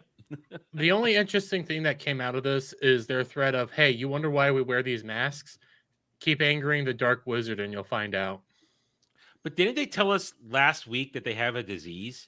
Yeah, they had like a like it was withering. natural cause, and he can cure it on them. But now they're saying he caused it. I doubt the writers for these episodes communicated with each other. So. No, Listen, they were never all did. written. They were all written by women. Okay, They were so far. Oh, now they have to have that praying moment to the black one. Okay, so yeah, let's say our prayers to our black friend who existed for 2 scenes and died like a chump in a horror movie. He's gone. I actually like his sword. His name is A.A. Roundel. Look how tiny the handle is, Adam. Yeah. Yeah. Like, That's you for need a a child's Hobbit hand.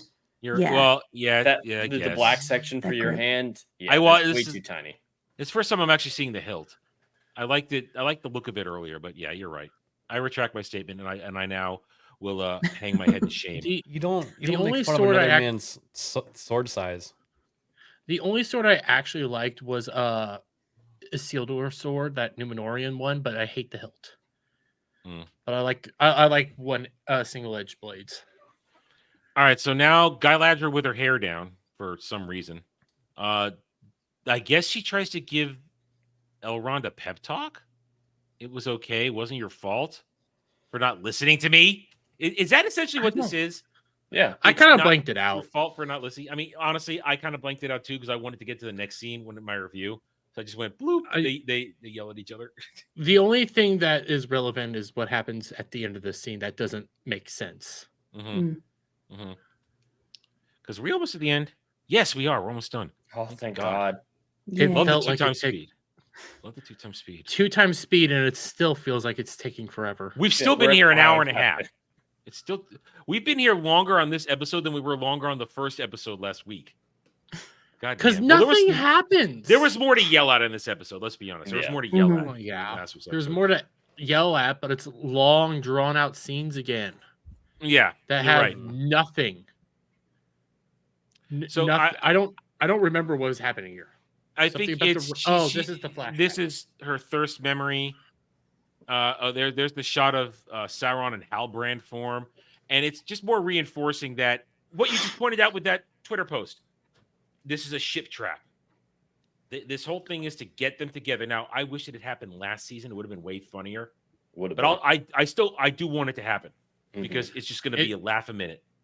It would have been so funny if like they're in bed or and everything, and they're looking deeply into their eyes, and it's like, I'm also Sauron.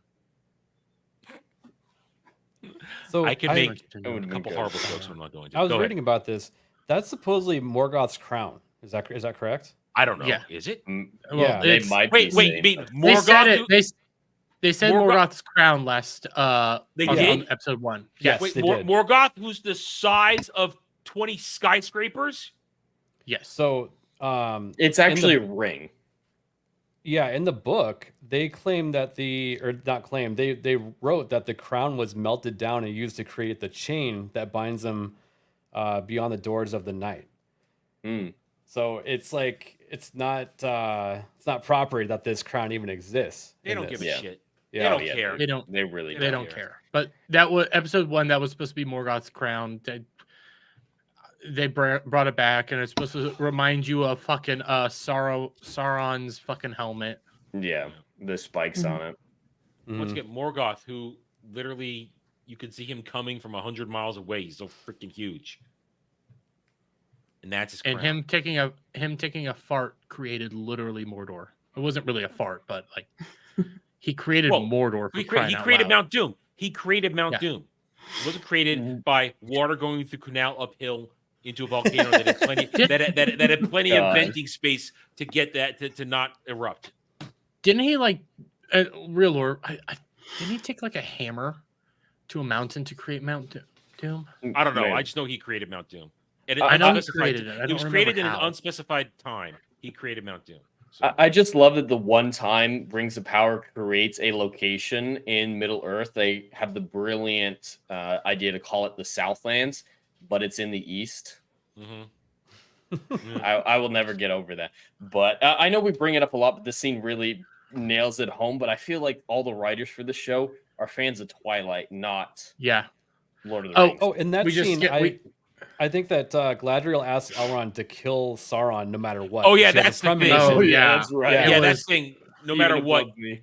even above me, he said, "Yeah, don't worry. I don't hold you higher than the mission." Don't worry. It's worse than that, though. He says, "I will not make a promise to anyone holding the ring, but let me promise I'll kill you if it means killing Sauron. I will not make this promise to you, but I'll totally make it." The part of this scene that doesn't make sense is when Finn guy comes over and goes like, "Hey, we hear drums. Why don't they hear drums? You're not that far away from each other.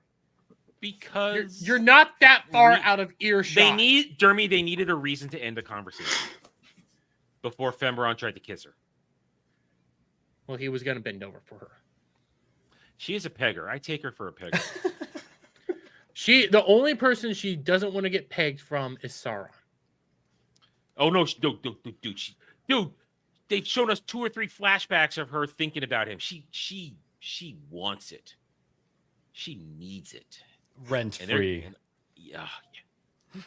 He ain't paying. She's paying for it. All right. Ariel, you're a pegger. Oh my god. She would be the resident expert. God damn, Ariel. Ariel changes her avatar all the time. She had that one yesterday. No, she had that one yesterday. I know. I was streaming and I saw it. Anyway. Yeah. All right. So you're right. ABF is right. This is where. Oh, don't worry. I'll kill him. I don't care about you. And that's the continued digs about her in the ring and how she's obsessed over it when she shouldn't be obsessed over it. She shouldn't be. And now, like you said, here comes the drums. How do they not hear the drums? Here we go. Let me skip forward here. Goddamn, sorry. It just does it when I do that. I'd rather watch that, though, your whiteout version of the show.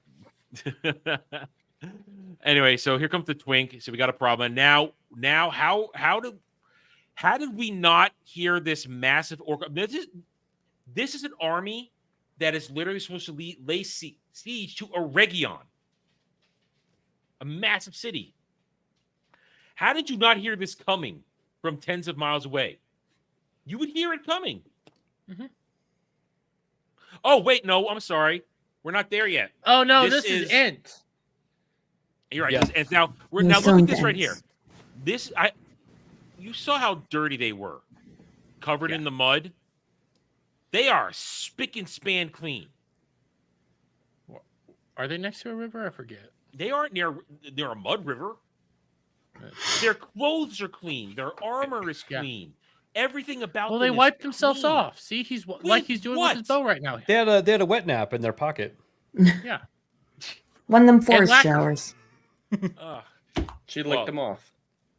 Oh. Had a I mean, box of big Isildur wipes. is hoping. Listen, She's yeah, in handcuffs. He wants. That's what Isildur wants. He wants to get. She's in off. handcuffs. No, Amelia Clark scroll arm. He did not thank her. In fact, he told her, "I'll let you die if you need me to. Don't worry." So that was his thanking her, I guess. So now everybody looking for Theo is clean and tidy. I just want to hurry. I mean, I just want to get through this part. It's retarded. Oh yeah, It's we more- lay down the key for leaving some it for fuck- you. I don't fucking get this. Just take the key. Why do you have to wait for a Isildur to do it? Because I don't think she can actually angle the key in there. Honestly, I don't think she can. But It was. Why I think it lay was it meant to down? be written as, or in the show written as trust. She's trying to gain trust. yeah, and now she's gonna draw his sword and say, "I can't be." Look, he's trying to make a move, and now she pulls the sword on him. I will kill you, and then you have to see Legolas the Black with his. I swear to God, it's the most fucking retarded bow and arrow. Nobody does that. Look how much he has to rotate it just to hold that position. Well, Right, it's it's like- supposed to be, Yeah. He's shooting it gangster style. Yeah. Yeah. You see his How is haircut, his fade. How are we the racist ones? How are we the racist ones when they have Legolas the Black gangster holding his bow? How are we the racist ones? We're not the ones doing this. We're simply recognizing it and commenting on it. God damn it! It's not my fault they're racist. All right. Listen, So- I shouldn't be getting dinged for pointing out their racisms. No, only I'm going to get dinged. So they kind of work this out, and then here comes the entrance of the Ents. One is a male Ent, and one is an Ent wife. And Which I don't. she's Ent dead. wives supposed to She's be around? dead. Yeah, she's dead. Yeah. Oh, hella dead. They Yeah, showed she- this in she's fucking. fine. They showed this in Two Towers. The moment you get hit like that, you're dead. You Yeah, got the orcs yeah, are she all got dead in Two Towers. Well, she hit a rock too. yeah, head She hit first. a boulder. Yeah. Ridiculous. Quick question, and I know we don't have a lore expert here. Mhm. Are Ent wives supposed to be around? In And this 5-0. age, it sounded like they are. They're alive, but it's in They're this they're kind of- rare. This is the period of time where they lost them, and Mhm. and Tolkien never specified anything more but that. There's two outcomes. Either they're like hidden and never heard from again, or they just turn into regular trees again. Yes, So but But we don't know. Tolkien specifically didn't want to answer it. There were Right. some mysteries that he didn't want solved. I mean, Mhm. George So then Lucas why did do we the have same an thing. Ent Yoda wife? shouldn't have an origin. So then why do we have an Ent wife here?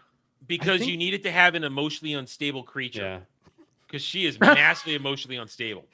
Which I want to Absolutely. point Oh, I hated out. the ways the Ents looked. Don Lemonless's armor is made out of wood. It looks like a little yeah. Ent, you know? Yeah. Oh, I want to point this out, and I want you guys taking it. I kind of forgot to mention it in my review. We can't quite see it because of the overlay, but The overlay. the design of these Ents is butt ass ugly. It's Mm. disturbing. It's like just It- distorted Yeah, it's faces weird. Oh yeah. on the tree. I was saying that one looked like it was a burn victim. That's a good one. A lot of them. They both. Like a Mhm. burn victim with the skin put back on Because never their look face right was again. like smushed like this. and it's Yeah. They don't have cockeyed. noses. And it's Yeah. They don't cockeyed. have noses. That's the one of the big things. They're just trees, like literally trees. Where when you go back to again, freaking Two Towers, the Ents had noses. They had personalities. They had like these really Yeah. cool looking designs to They them. were named after These the are- trees. And Yeah. these are just. I mean, what is she? she's not even Sakura tree because that's not those aren't Sakura She's just flowers. I think she's a cherry tree. Well, Cherry if they tree? could have used the design of the Peter Jackson film with the CGI of this show, I think it would look really good. Yeah, Maybe. Yeah. Well, Yeah. the thing that disappoints me the most about this is the actor they got for the male Ent. I don't know if you guys recognized him, but it was Professor Slughorn from Harry Potter, the Really? professor Mhm. from the Narnia movies. He's been in a ton Oh, of stuff. He's man. actually a good I didn't know actor. that. Huh. That's a shame because I didn't Mhm. get that at all from this, and all I saw was an ugly ass Ent. All I saw was an Ent that was basically bending the knee to his crazy wife. Oh yeah, he was 100% Yeah. submission. It's like, it's okay. My wife, she's just a little unstable, but it's all okay. She's upset because all the trees were cut Well, down. she basically goes into Treebeard's usurper rant, is what she Mhm. does. But at least she And- talks in a normal voice, and she's Hmm. not very slowly talking. Yeah. Hail! All right. Over up, on Hayden? Dermy's channel. It is your channel, Dermy, right? It is your channel. Yes. All right, Dermy's channel. Hayden for $20. Dermy, it's yours. Go ahead and read it. I don't watch Rings of Power episode 4. Wait, I didn't watch Rings of Power episode 4, but I did just stumble out of a used game store with a PS2 and 12 games. So I'm living the good life. ROP is torture. Yeah. Hey, Yeah. that's a good time right there. That's a good time right there. Yeah, I Well, he still spelled have you did a torture good with thing. 2 T's. I think that means tipple torture. tipple. Tipple. Yeah. My mother doing my fucking tipples. Yeah, it's a good time, man. I mean, I still have my PS2. It's not my original one because that one I don't remember what happened to my original one anymore. But I still got one, and I still have a few games in a box. I Got a wish I couple never left. got rid of my GameCube. We're talking about. same. My GameCube. We're not talking about you, Dermy. We're not talking about you. Don't I'd make kick you if I could. It's just your super. Just because it's your super chat doesn't mean it's about you. All right. I'd kick you if I could. Anyway, thank you, Hayden, for $20 for Dermy. Thank you, Hayden. All right, so there now. Legolas the Black is now going to talk her down by stroking her arm. Yeah, he's like, And- we'll do better. Yeah, we'll do. That's basically it. Yeah. We'll do better. This is the most Oh. emotion he's ever showed. Also, he pulled the whole enemy of my enemy thing. You know, like we need to Mm. band together against the orcs. And that's all it takes for them to say, okay, well, let Theo and the woodsmen who are working for Eitr go. The woodsmen who have been helping them, we're just let them go because you stroked me and I gave you a flower. Oh, you could keep those guys. Yeah, keep them. We just want Theo.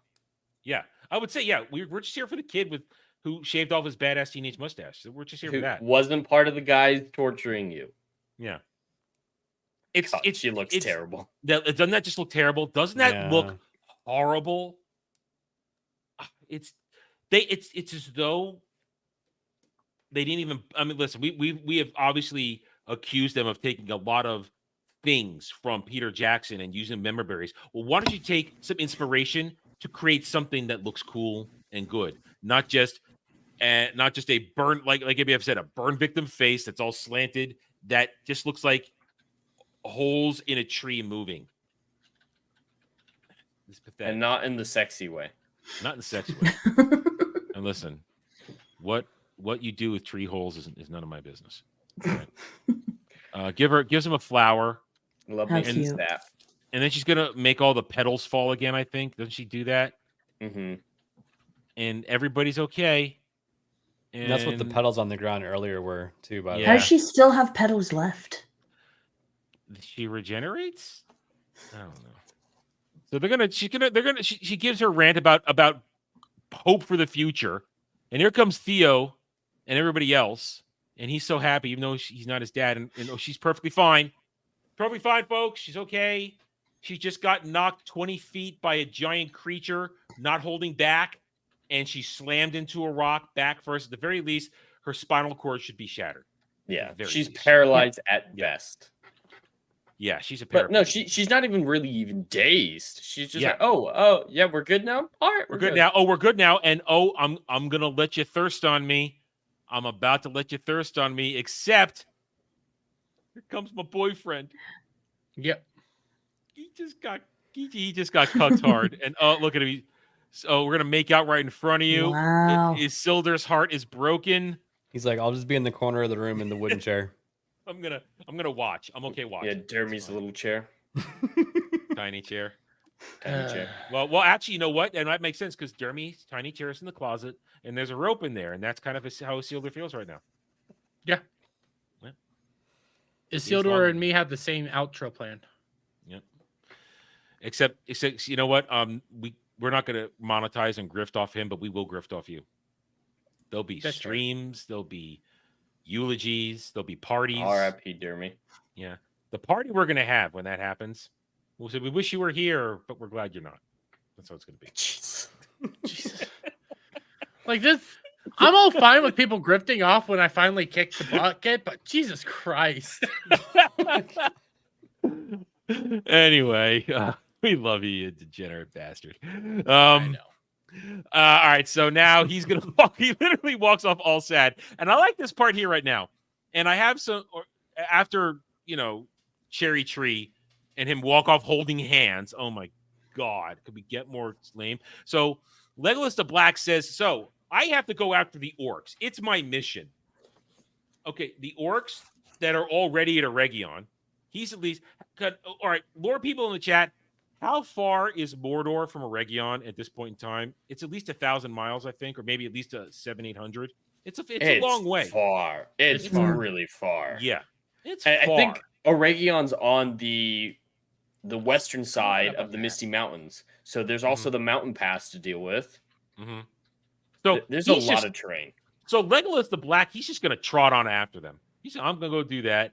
Because I have to get involved with that part of the story now because I can't go help make Numenor great again because, they think I took her jobs over there. He's going to casually trot about the same distance as Frodo did in 3 movies in between these episodes, and they're going to act like it's an afternoon.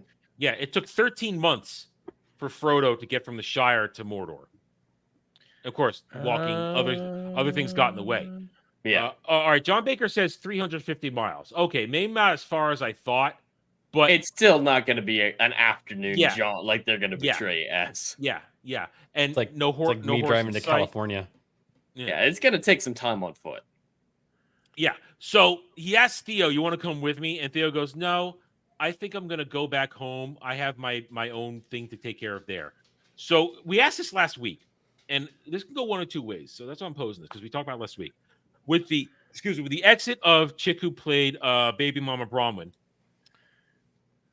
Do you think this is the evidence they have killed he might have been his dad's story now? And he's going to go back and he's probably going to get involved with Make Numenor Great Again. He might. I just pulled up a map. I see the distance between Mordor and Eregion. They still have to go over mountains. Yeah. There's a mountain. They still have to go. They literally have to go over the Misty Mountains, and then Eregion's just on the other side. Oh, Misty. It's far enough north, I think. Eregion's north, right? North south. Those are opposites. Wait, not Hail Alf. Alf will be here next week to vent his rage. Here, I'll share. I'm sharing the map. Okay. All right. Because Eregion's right here. This is Mordor. I don't see your cursor. There it is. Right now I see it. Oh, I see it. So here's Eregion. Okay. Mordor would be right here. Okay. Still have to go over the Misty Mountains. Yeah. I guess the army went south around through. I guess that's where the army went. Look how far Nori and Gandalf walked to Rune. Yeah. Mm-hmm. Are they somewhere up here? Well, guys, they followed a song. I don't know anymore. Okay, they followed a song. That's how they got there. Anyway, all right. So back to this. So that's what I think. I mean, so I think for a minute I thought when I was doing my review that he was getting written out, but I think they're going to pair him with Isildur to help make Numenor great again. Maybe. I think that's where that's going. Possibly. So I think that was a rewrite. Well, I think you might be right because they've had they had the conversation about Numenor technology with the aqueduct, so that might be setting up Theo to do the wide-eyed. Oh my God, this is the best humans can do in Numenor. Yeah, that's why I think they're setting it up. That's exactly why I think it. You read my mind. So we're saying John Baker's adjusting that maybe 500 miles. So still that's far. Yeah. That's fine. Yeah. That's a lot. You can't do that in. He's probably going to However long arrive they at the do. same time as Elrond and Galadriel. Well, that's how this show works. Everybody gets placed at the same freaking time. So And- he's gonna. Yeah. Go ahead. Oh, I'm just saying, yeah, they're probably going to get there at the same time, but Elrond and Galadriel are almost there. They're just outside of Aragon, last we saw. Because now we're gonna head back there as soon as they're done saying goodbye. And I wish I was your dad. They're now back in your the. dad. Oh God damn it! Do you really want to bring up your dad right now? You know what I'll do. No. All right, and be quiet. So here come the orcs. They come the orcs, and they're watching the army. And this scene is ridiculous in so many ways that there just happens to be an orc hunting party hunting a horse. Way up on this cliff. Yeah. They're hunting a horse. They're really out there. And what makes it even funny is that Eitr is with them. Adar's with their random hunting party, and they're shooting arrows wildly. And Twink, who I also will call Red Shirt now, Twink Red Shirt catches a stray in the gut. Okay? Twink Red Shirt catches a stray in the gut, and Guy Ladriel's going to heal him with the ring. Now, Alf, you're here. Other lore people in the chat. Is this a power of that ring to heal? So supposedly the ring amplifies existing abilities. Okay. Right? So if she could a little bit, it would. I don't know if she's. Well, they haven't showed it they didn't show her healing shit last season. It's just force healing. That was 100% Ray bent over Kylo. Alf says absolutely not. Yeah. Alf says absolutely not. Okay. So Red Shirt gets saved, and now Guy Ladriel says, I'm going to buy you time. I'm going to be self-sacrificial, and I'm going to buy you the time to the end. You need to protect the ring. And while they're walking away, and they're all going to be not everybody except for Elrond, is going to be basking in the glory that is Guy Ladriel, warrior princess. Now she's Guy Ladriel, warrior princess. She goes full ass kicker mode and says the line, "These are elven lands." We've been waiting for a Morphin Clark Guy Ladriel one-liner this season, and here's the first one. "These are elven lands. You are not welcome here. Go back to the shadow." She said that when she's on the horse, but I'm coming together. I don't even know what she's referring to as the shadow, because the shadow wasn't Sauron when Gandalf said it. Yeah, he was talking about a literal living shadow. Yeah, down the Balrog, you go back in your hole, you stay there. And now she goes full Guy Ladriel mode. She's going to throw ninja daggers. She's going to start throwing ninja daggers, and she's like, woo, flip it around. Yay, I'm shooting the bow all wrong, and flames and fire. Look at me. I mean, it looks even sillier in 2-speed. It does look sillier. You're right. This is why I said at the beginning of the stream tonight, all the demeaning aspects of Elrond putting her down all episode wiped away right here. By her just being, if Eitr hadn't been there, she kills them all. Well, it's the hero's journey. We've said it, I don't know how many times now.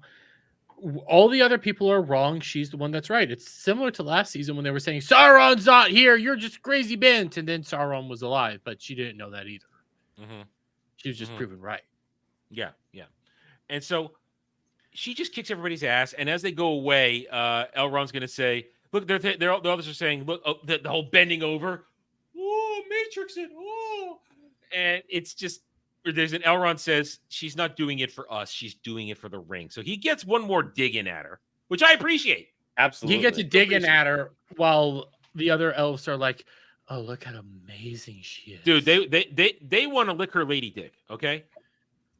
They want to bend over and get paid. Yeah, I know. Elrond still does too. I mean, as much as he hates the ring, he was given a ring from his lady crush. So of course he's gonna appreciate that. Yep. Look at them. Yep.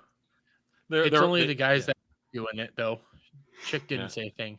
Yeah, well, said anything? No. She said 3 lines. The last line we heard is when they found the dead bodies in the Barrow Downs. That's the last time she said anything. She said a line. She had a line. She had a line. She had another one later, I think. She had like 3 lines the episode. I mean, when we Jed, finish the scene, I want to talk Okay. about theory after Elrond. But what were you saying? Okay. No, I was just saying, Jed, you should feel good that Ginger had more lines than she did. He did. He had quite a few lines. Yeah. They were Ginger lines. representation. All right, so this is where she says, go back to the shadow. She charges them until a chain grabs her and pulls her down, and it's Eitr. I don't. Jed, your favorite word, coincidence. Mm-hmm. It's coincidence that Eitr is with this hunting party. It's coincidence above everywhere. When we go back to Nori and all the fuckers over there, jump off a cliff and just coincidentally run into another hobbit. Well, not hobbit. Yeah. Just say hobbit. It's a freaking hobbit. They're all fucking hobbits. Well, now they have the rights to the word hobbit, so they could actually call them hobbits finally. So Totally not he basically taunts her. We're gonna have our little sit down, and I've seen the screen caps. They're gonna treat together. They're gonna have their talkity talk, and whatever. I have no idea Adolf's what gonna their say how thoughts much I love you, and you should be my dark queen. Maybe. I mean, they did have a weird interactions last season where she almost killed him. You know. Anyway, where she took out her turned him on. She took out her dick dagger and put it up against his throat. So, all right. Well, that's it. That's it. All right, Jed, what do you want to say? All right. So I have a theory with Elrond in probably the next episode. The fact that he's holding a ring and, hates the rings in this interpretation of Elrond and terrified of them, that we're going to find out why. We don't need to know this, but why in the Council of Elrond scene he knew that Gimli couldn't destroy the ring. He's going to try to destroy it, put it on a tree stump, try to hit it, get thrown back, and be like, what can destroy the ring? I want you to be right. I think that's a pretty safe assumption, actually. Yeah, I really like it. I want you to be so 100% going to be a scene like that. Council of Elrond. I think it's going to be a tree stump versus a stone pillar, but maybe a rock. Yeah, so I guess next week, I didn't look at the preview, so I'm just guessing. Next week we get the Dwarven rings. And during the third, it's going to get his, and he's going to be corrupted immediately, or he's going to get corrupted. That ring's going to end up with Disa. Disa's going to be right there. Oh, I want that so badly too. So we're going to get more. When are the men going to get the rings? I don't know. The men, there's some shots in the trailer, so I think at the end of the season. There is? Okay. Yeah, in the probably end of season, the episode 1 trailer, there was some stuff that made me think that the rings of I didn't watch I didn't watch this season of Rings of Power thing. I didn't watch that. That one. I don't watch. I saw one trailer. I quit watching the trailers because I want to be surprised. That's if they do that, it'll be the closing moments of the season. If they hand out the well, they're going to be doing the sacking of Eregion, right? For 2 episodes. The Siege of Eregion is going to last 2 whole episodes, guys. Yeah, so they're going to do the Eregion stuff. So wouldn't they have to do the rings before Eregion? The Dwarven rings, yeah. Well, Dwarven rings, they were making them. They were making them at the end of last episode. So I think it'll start with them getting them and leaving them. I don't think he needs to make them in Eregion. I think he can make them anywhere at this point. I don't know if they're going to destroy Eregion or not. I don't think they're going to. Well, in the end, I believe the elves successfully defend Eregion in the end in the real lore. They do. I think you're right, but I'm not sure. It's like a massively long siege. I don't know anymore. The biggest problem is they fucked up the timeline. So it's like, wait, so when do the men get the rings? And how are the men gonna get the rings? And the elvish rings were supposed to be the last rings made. Ones. Yeah, that's part of the timeline fuckery of all this. Yeah. And then it's like, well, if you do the whole thing with Eregion, you're gonna have fucking Galadriel show up and go like, but that's Sauron. So then how do they make the rings if they don't do the rings before the Eregion? And it's now, I saw in one of the trailers, she's never actually going to run into him in Eregion when Eitr obviously lets her go. They're going to have some sort of interaction in the wilderness where he fights her using the crown, and then they're probably going to have angry sex. I mean, that's what I assume. That's just what I assume. Sounds about right. So I'm assuming next week we're going to get the Dwarven rings being handed out. Sith Lord Disa is going to do something stupid and annoying. We definitely have Elrond arriving at Eregion probably. And we're going to have to get some Make Numenor great again. We're going to have to. It's going to have to happen. With that, I got nothing left to say on this. Anyone got any final thoughts before we wrap this up and end it? I'm on the side of the Dark Wizard, like I said, because if he's going to take care of these dirty, dirty hobbits, then, well, let's do it. Let's Hashtag take care end of them. cannibalism. Yeah. I'm the for only that. one that's allowed to be a cannibal. Oh, shut up. Anyway. All right. So if nobody else has anything else to say, let's put a little period on this and say good night. All right, then. God damn it. I just realized I'm 6 minutes late for charity. No, you're not, because we're ending right now. Listen, we did our best. It still took us 2 hours. God damn. Dermy, you got Chatterday right now. Yeah, I need to go get charity. So to have a good one, guys. Bye, Dermy. See you, Bye, Dermy. See you Dermy. in like 20 minutes. I'm not playing no more Dragon Age 2 for me tonight. I can't first start it now, and we already played today, so we're fine on that. Jed, what you got this week? You can all find me on YouTube and Kick at Hollywood Scholar, just regularly scheduled stuff, and back here next week for This is Mordor Country, but Adam will talk more about that. All right. Rachel, you got anything going on? Nothing big. I do a stream where we talk about all kinds of pop culture with some girls every Thursday night over on Know Me Without You's channel. Doing some art stuff on my own channel. It's going to be a ways away until next video comes out. And I will be here again next Saturday talking about episode 5. We only have 3 more weeks. Hey, we only have 3 more weeks. This will be done sooner than we think. So it's going to be... It's the one bright spot about having a 3-episode premiere. True. Yeah. ABF, Alec Bones Finger, what you got coming up with the GCA? Yeah, thanks for having me on for the first time. This was actually a lot of fun. But no problem. yeah, I'm over on the GCA on Wednesdays and Mondays on my personal channel at Alec Baldwin's Finger. Excellent. As for me, as I said, no Dragon Age 2 streams tonight. We did one today. I was hoping to get this done in an hour. Obviously, we did not. So I'm not gonna try and overwrite Chatterday. I'll be on Chatterday in like 20 minutes or so. Then tomorrow, 2 p.m. Eastern, you can find me, Jed, Dre, Dragon Lady, and we got no guests this week. For another roundtable, we will talk about the shills who failed in their cancel attempt this week. We'll talk about a little bit of Rings of Power, of course, and a couple other things that I'll throw on there and hope cook and sizzle and are tasty to enjoy. Other than that, Monday, 10 p.m. Eastern, Mellow Mondays, where we will talk nerdy stuff, try to have a good time. Throughout the week, more Dragon Age 2 streams on my gaming channel, Renaissance Art Arcade, and then Thursday afternoon, my review of Rings of Power Season 2, Episode 5, followed on Friday by Ballbusters, 11 p.m. Eastern. Dermy was still here. I'd ask who the guests were. I know in 2 weeks the Melees are coming on, but now I don't know who the guest is next week. But anyway, join us for all that. We'll be back here next week, 8:30 p.m. Eastern, for another This is Mordor Country, where you guys get to watch us suffer because it's fun. Anyway, take it easy, guys. See you next time.